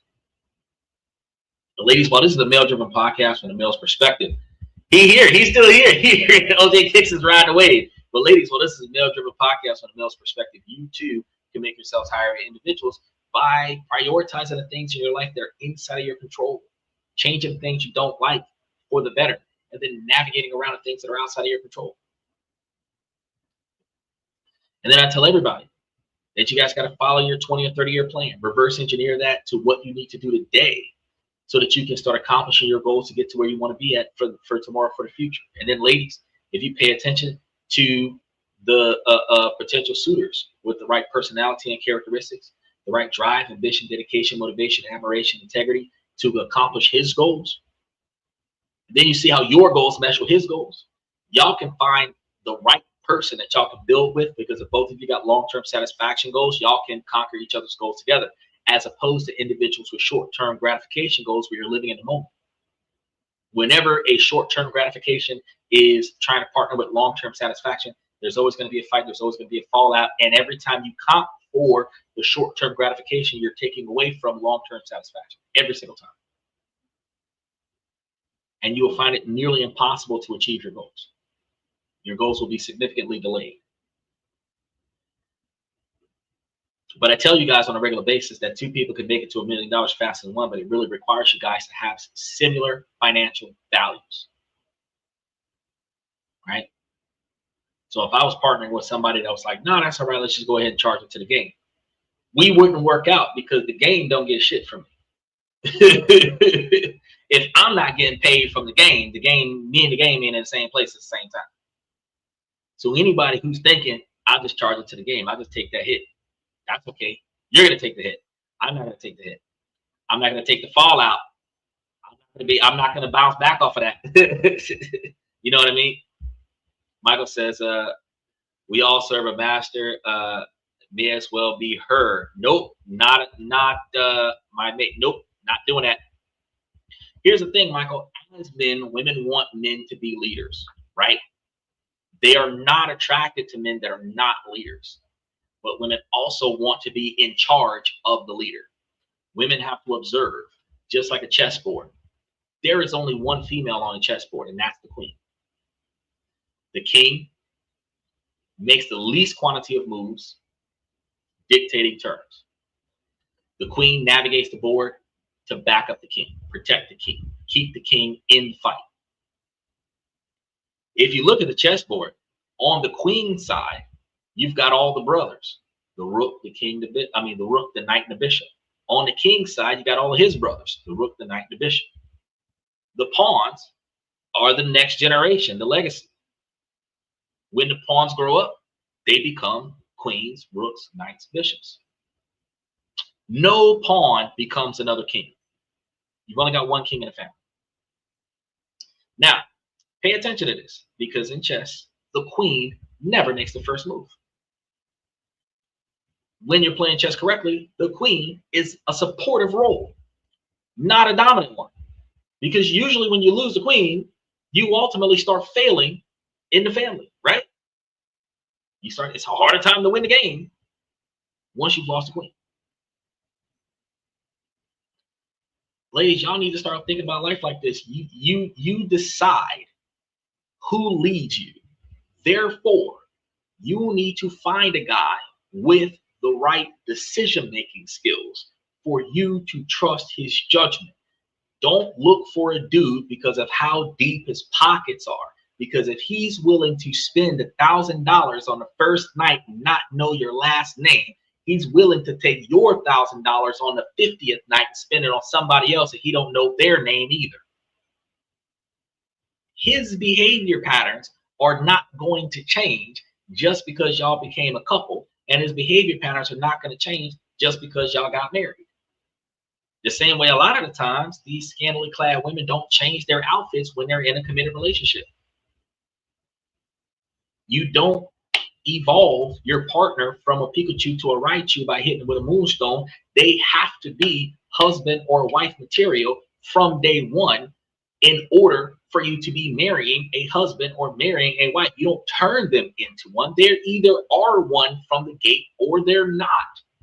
The dating phase is grooming them to be the one that benefits you the most.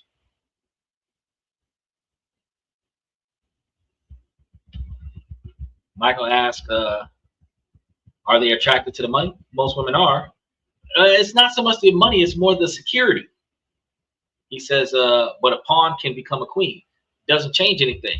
The pawns are the next generation. A pawn can checkmate you. So you're still forgetting the fact that, Michael, it's not about what the pawns are capable of doing. It's about the fact that the queen never makes the first move. The queen is a supportive role. So the queens or the people who claim to be queens in society need to stop behaving like kings. They need to stop behaving like the leader of the group because their position is supposed to be supportive. If you are the sniper, you are not supposed to be on the front lines. If you are the supportive role, you are not supposed to be on the front lines because you're not the support. You're frontline infantry when you're on the front lines. If you are the cavalry, you are behind the initial artillery group. You are behind the initial frontline infantry. The cavalry is not supposed to be in front. The cavalry is exactly that, the support group. The old saying that behind every strong man is a strong woman is not because she's beneath him. It's because if she's watching what he's doing and how the world interacts with him, when she sees failure coming because she's on the outside of his operation looking in, she can pivot the family and benefit them by taking decisive actions where her decision is a safety net to his operation. She can't see failure if she's in front.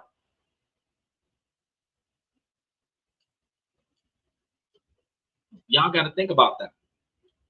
And then if he's supposed to be her sword and shield, how can he protect and fight for her if he's behind her? She's taking all the hits.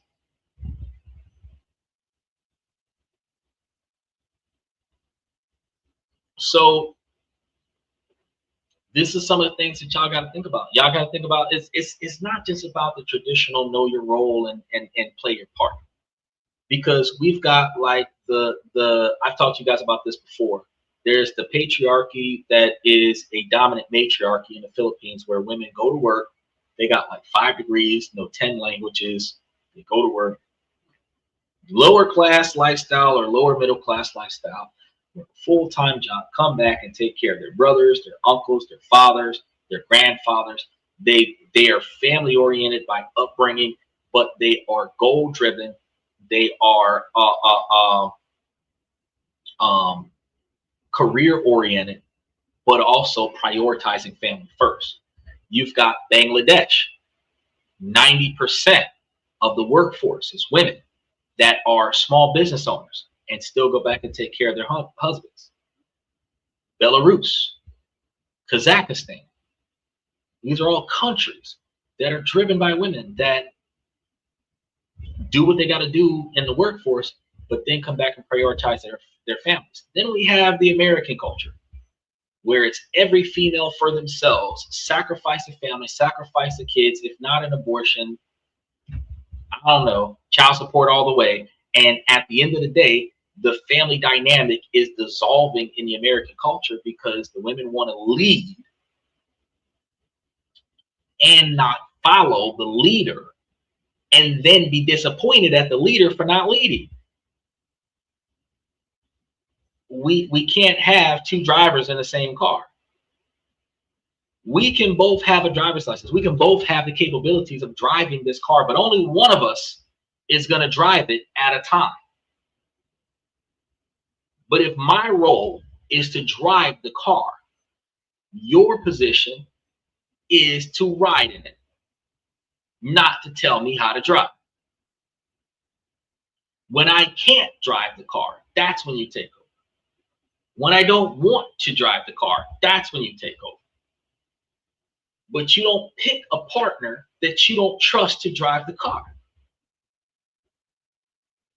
Because at the end of the day, if you gotta drive this motherfucker, what the fuck is he here for? You're disappointed in him because he's not doing his part. But he's not doing his part because you won't let him. I'm not saying this to complain about what women do. I'm saying this that because, ladies, y'all are contradicting your own personal expectations, because what you want you can't achieve because you're self-sabotaging it. Right? Men do the same thing because men want traditional wives, but men are out there chasing women that are looser than a goose. Instead of chasing women that's willing to put out for a bag of weed and some liquor, you find your woman that's got some morals. Instead of chasing the girls that are half naked, you go find one in a pantsuit. Instead of finding the ones in the strip club, you go find the one that's working in a Fortune 500 company. Instead of chasing the ones that's only after your money, you go find one with some common sense. The reason why men are dating women that are not beneficial to his objectives is because he found one that was willing to accept his wasteful spending habits. She's only there for the money. She's not there for him. He's not growing with her. Because really, if you got a good woman, y'all are improving together. If you're dating for 2 years, 5 years, 10 years, and y'all stayed the same, she's not building you up. And everybody can put themselves in a position where y'all can think, ladies, go back 10, 20 years. If you're in your 40s, go back 20 years. Ask yourself, how many men did you break up with where you made him more financially successful than what he was before you met him? Most of y'all are going to say none. If one woman jumped up and say, I did it, that's it. Out of 170 million people on the platform. But every man can say that at least 9 out of every 10 women that he talked to, that he built that woman up. He found her, she was on a certain level. He did things. She left with more stuff. She left with a better car. She left with better opportunities. She got a better job. She got the house, the car, the kids, the alimony, the child support. Men walk away from relationships with less than what they started with. Women walk away from relationships with more than what they started with. That's his fault because he didn't pick somebody to build with. He picked somebody to sleep with. If he would have picked a builder, then they would have made something. Even if she would have left, she would have left something here. But I can tell you right now, one of the reasons why the majority of men can say that she didn't leave nothing on the table is because y'all not trying to find the women that got the mentality of Dr. Dre, where he built Death Row Records and then left everything on the table and went built Aftermath from the ground up. Y'all don't find the women like that. Y'all find the women that are quick to put out. That's your biggest problem. You got to change the dynamics. You need to get what you need, not what you want. Right? You need someone to grow with. You want somebody to sleep with. Ladies, y'all need somebody to build a future with so that y'all can have a good retirement. Y'all want somebody to spend all their money on you so that you don't have to pay for the luxuries of life. It doesn't benefit either side. See, y'all thought I was going to just bash women. No, the guys are messing up too. Michael said, you don't like women. Who's the girl that broke your heart? None. It's not that I don't like women. It's the fact that it's illogical. It's an illogical performance for a woman to want a man to lead, but the woman is going to lead the man. It's illogical. Because ultimately, she is not going to be attracted to him because she is always got to be the most responsible one between the two of them.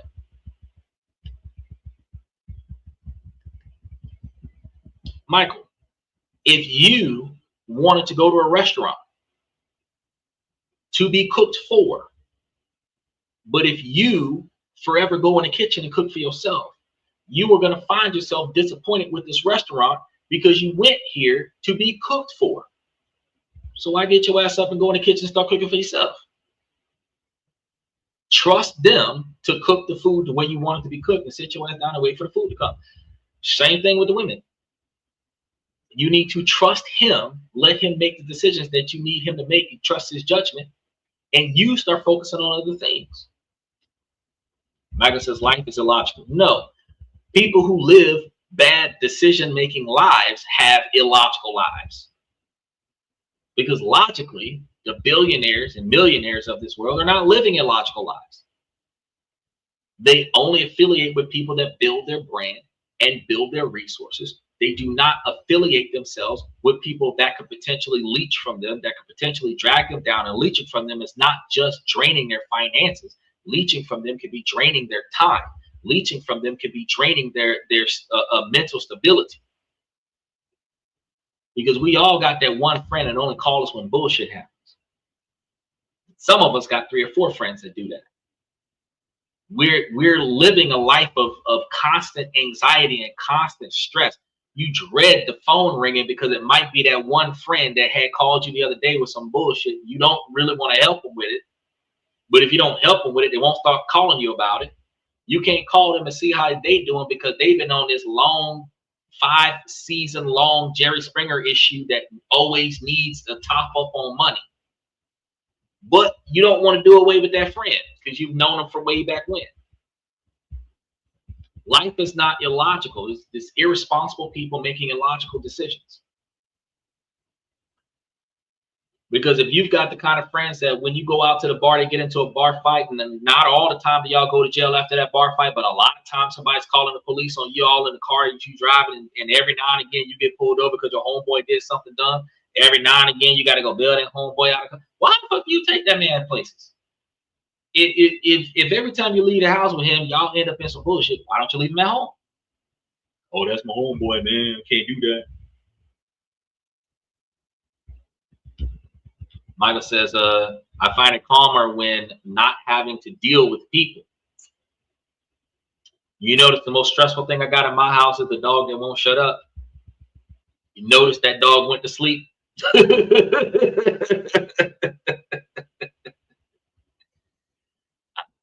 Trying to tell you, I detach myself from problems.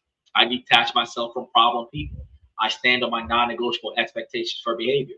You want to tell me that I hate women because I got hurt by a woman because I stand on my issues. A lot of the times, society, men and women alike, will shame a man for stepping up and saying that things are screwed up and they need to change. First person accountability, men need to change the way they behave, but first person accountability, women need to change the way they behave. Men need to change what they're looking for in a woman and find value in her mentality and her skill set, not her body. And women need to stop looking for the deep pockets in a man and start paying attention to his decision-making skills. When you take money out of her expectations and sex out of his expectations, you start finding value in the other person that you can actually grow with. But because I started the conversation talking about how women need to change the way they do business, because they do got a lot more control over the situation than men do, since men are thirsty enough to throw all their money on the table just to get 20 minutes of her time. She's still not getting the right guy, even though the guy is saying, take all my assets just to spend 4 hours with me. She's still not finding the right guy. She needs to be the first person to make the better decisions. Likewise, 82% of children are raised by single women, because in family court separations, very rarely do the men get the children. So the next generation of a single family scenario, where 2-3 generations down the line, since the 60s, the men are raised by women. So if women don't like the way the men are behaving at 25, 35, 45 years old, they were raised by a woman, their sister, their auntie, their mom, then their first 5 or 10 girlfriends, all conditioned him to behave the way he's behaving right now. So for the current woman to look at him and think, oh, that's a bad guy. Look, you've got to look at the society of women that created him. And it don't stop there, ladies, because the men screwed up too. Because fellas, the reason why you're looking at all these females that's out there dressing like Nicki Minaj from the Anaconda video is because dudes pay for that type of behavior pattern. Enough thirsty dudes will throw money at a woman that is overly exposing herself, and because she needs money, she will make it a habit of overly exposing herself. It ain't about the fact that she values herself or it's her body, her choice, or anything to that effect. You normally find the low financial income women overly exposing themselves to get attention so that they can either get money or get free stuff from society, because they learned at 15, 16, or 17 years old, when they weren't old enough to be experiencing this, but they were still experiencing this, that men and society will pay for her to look attractive in their presence, and more often than not even have to reciprocate. They just need her to be easy on the eyes and they'll pay for her presence. Men, in order to change the narrative, you got to stop supporting negative behavior. I told y'all this on a show a few days ago. True queens, I'm talking about queens of countries, not the self-proclaimed queen, not the yes girl, none of that. I'm talking about true queens, queens that run countries, diplomatic queens. Do they dress like the project women that we see on a day-to-day basis in America? No. Pantsuits that are loosely fitted, nothing skin tight, no cleavage. A lot of the times you can't even see their neck. A lot of the times you can't see nothing but their forearms. A lot of the times you can't see nothing past their knees. A lot of the times you got dresses going down to their ankles. That's class. That's royalty. That's queen. But when you got a female with her booty cheeks out,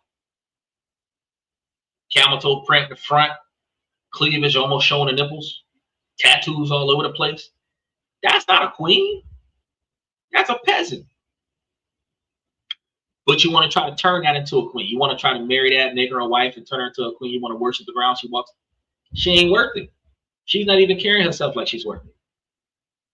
So when you see that negative behavior, when you see that negative attire, you're not supposed to praise it. You're not supposed to compliment it. You're not supposed to pay for it. You're supposed to walk away from it. And since more often than not, women are after validation than men, men do want validation, but not nearly as much as what women want.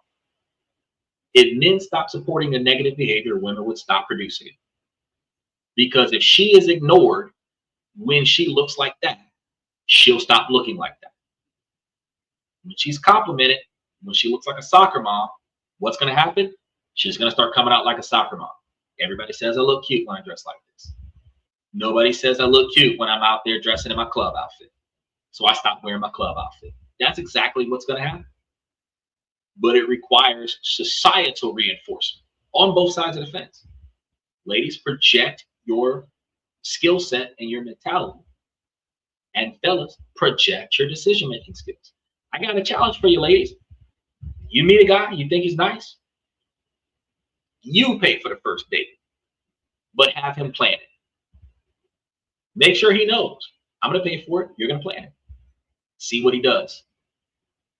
Since it's not his money, if he's a good dude, guarantee you he's going to find the cheapest way to take you out. But it's going to be very eventful, very meaningful. Back in the day, 50s, 60s, 70s, it's the thought that count meant so much to women. But nowadays, how much it costs means everything.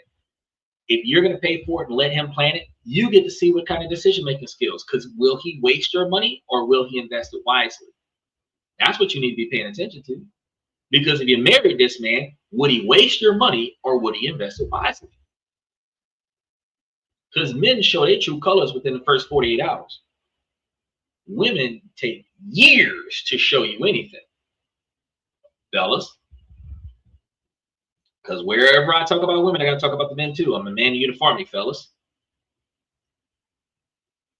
But while she values your decision-making skills, you're looking for her skills, her mindset. So how does she contribute to your ability to accomplish goals? Is she going to organize stuff? Is she going to be a planner as well? Is she going to do some of the intricate things on the back end so that you can focus on the big stuff? It's not about her being cooking, cleaning, barefoot, and pregnant in the kitchen, doing laundry and stuff. It's about how does she keep your situation afloat? How does she keep your situation organized? While you out there grinding to make money for you, how is she making sure that you're going to be successful? If you're in the middle of this and somebody's coming to knock on the door, why is she not out there by the door talking about some, my man's in a meeting right now, I'm going to have to get back to you. Let me get your name and number and I'll have to call you in the morning. She doesn't have to call your name from across the house and make you stop doing what you're doing because somebody came and knocked on the door.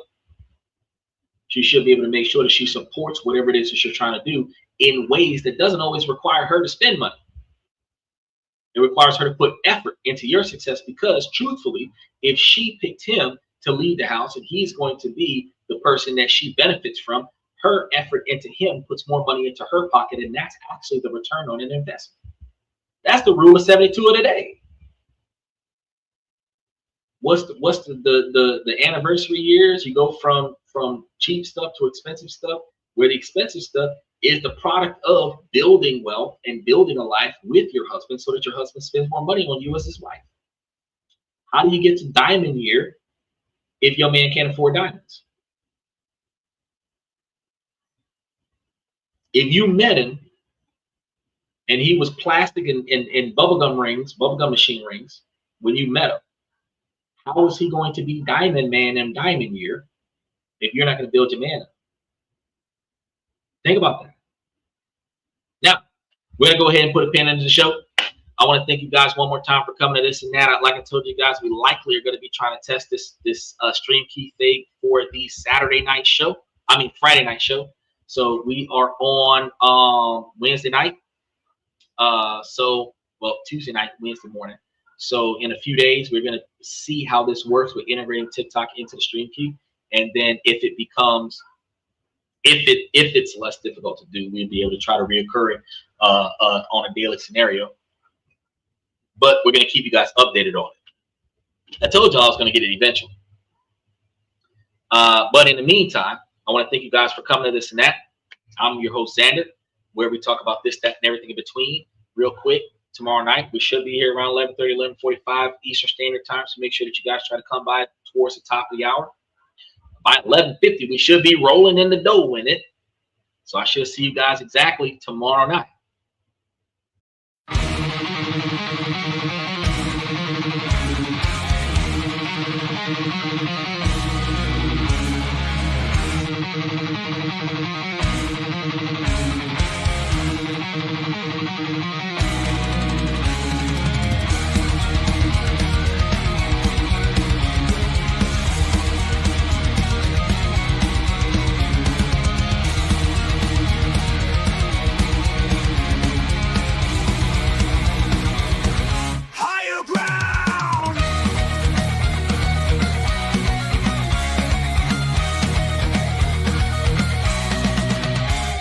Chase validation, now I validate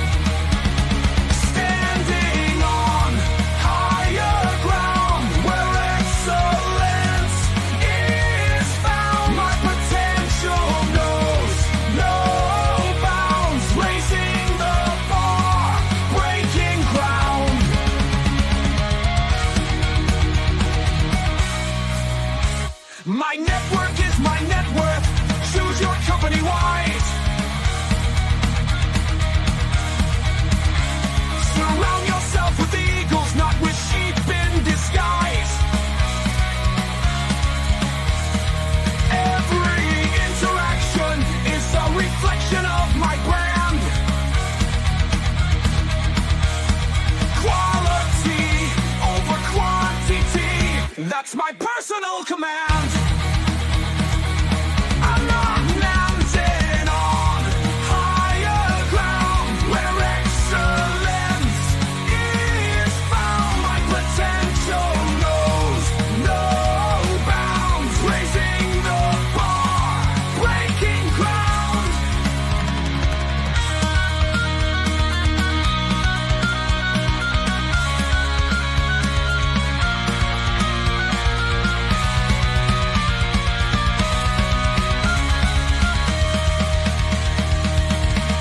I'm not just living, I'm manifesting my vision, cutting through limitations with surgical precision. My expectations are my compass, my respect is my shield to mediocrity and chaos. I will never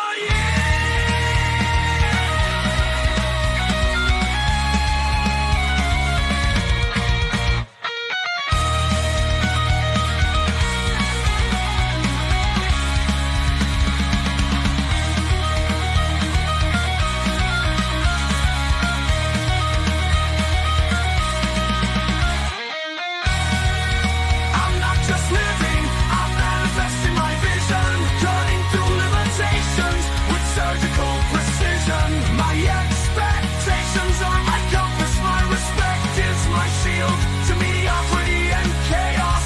I will never yield.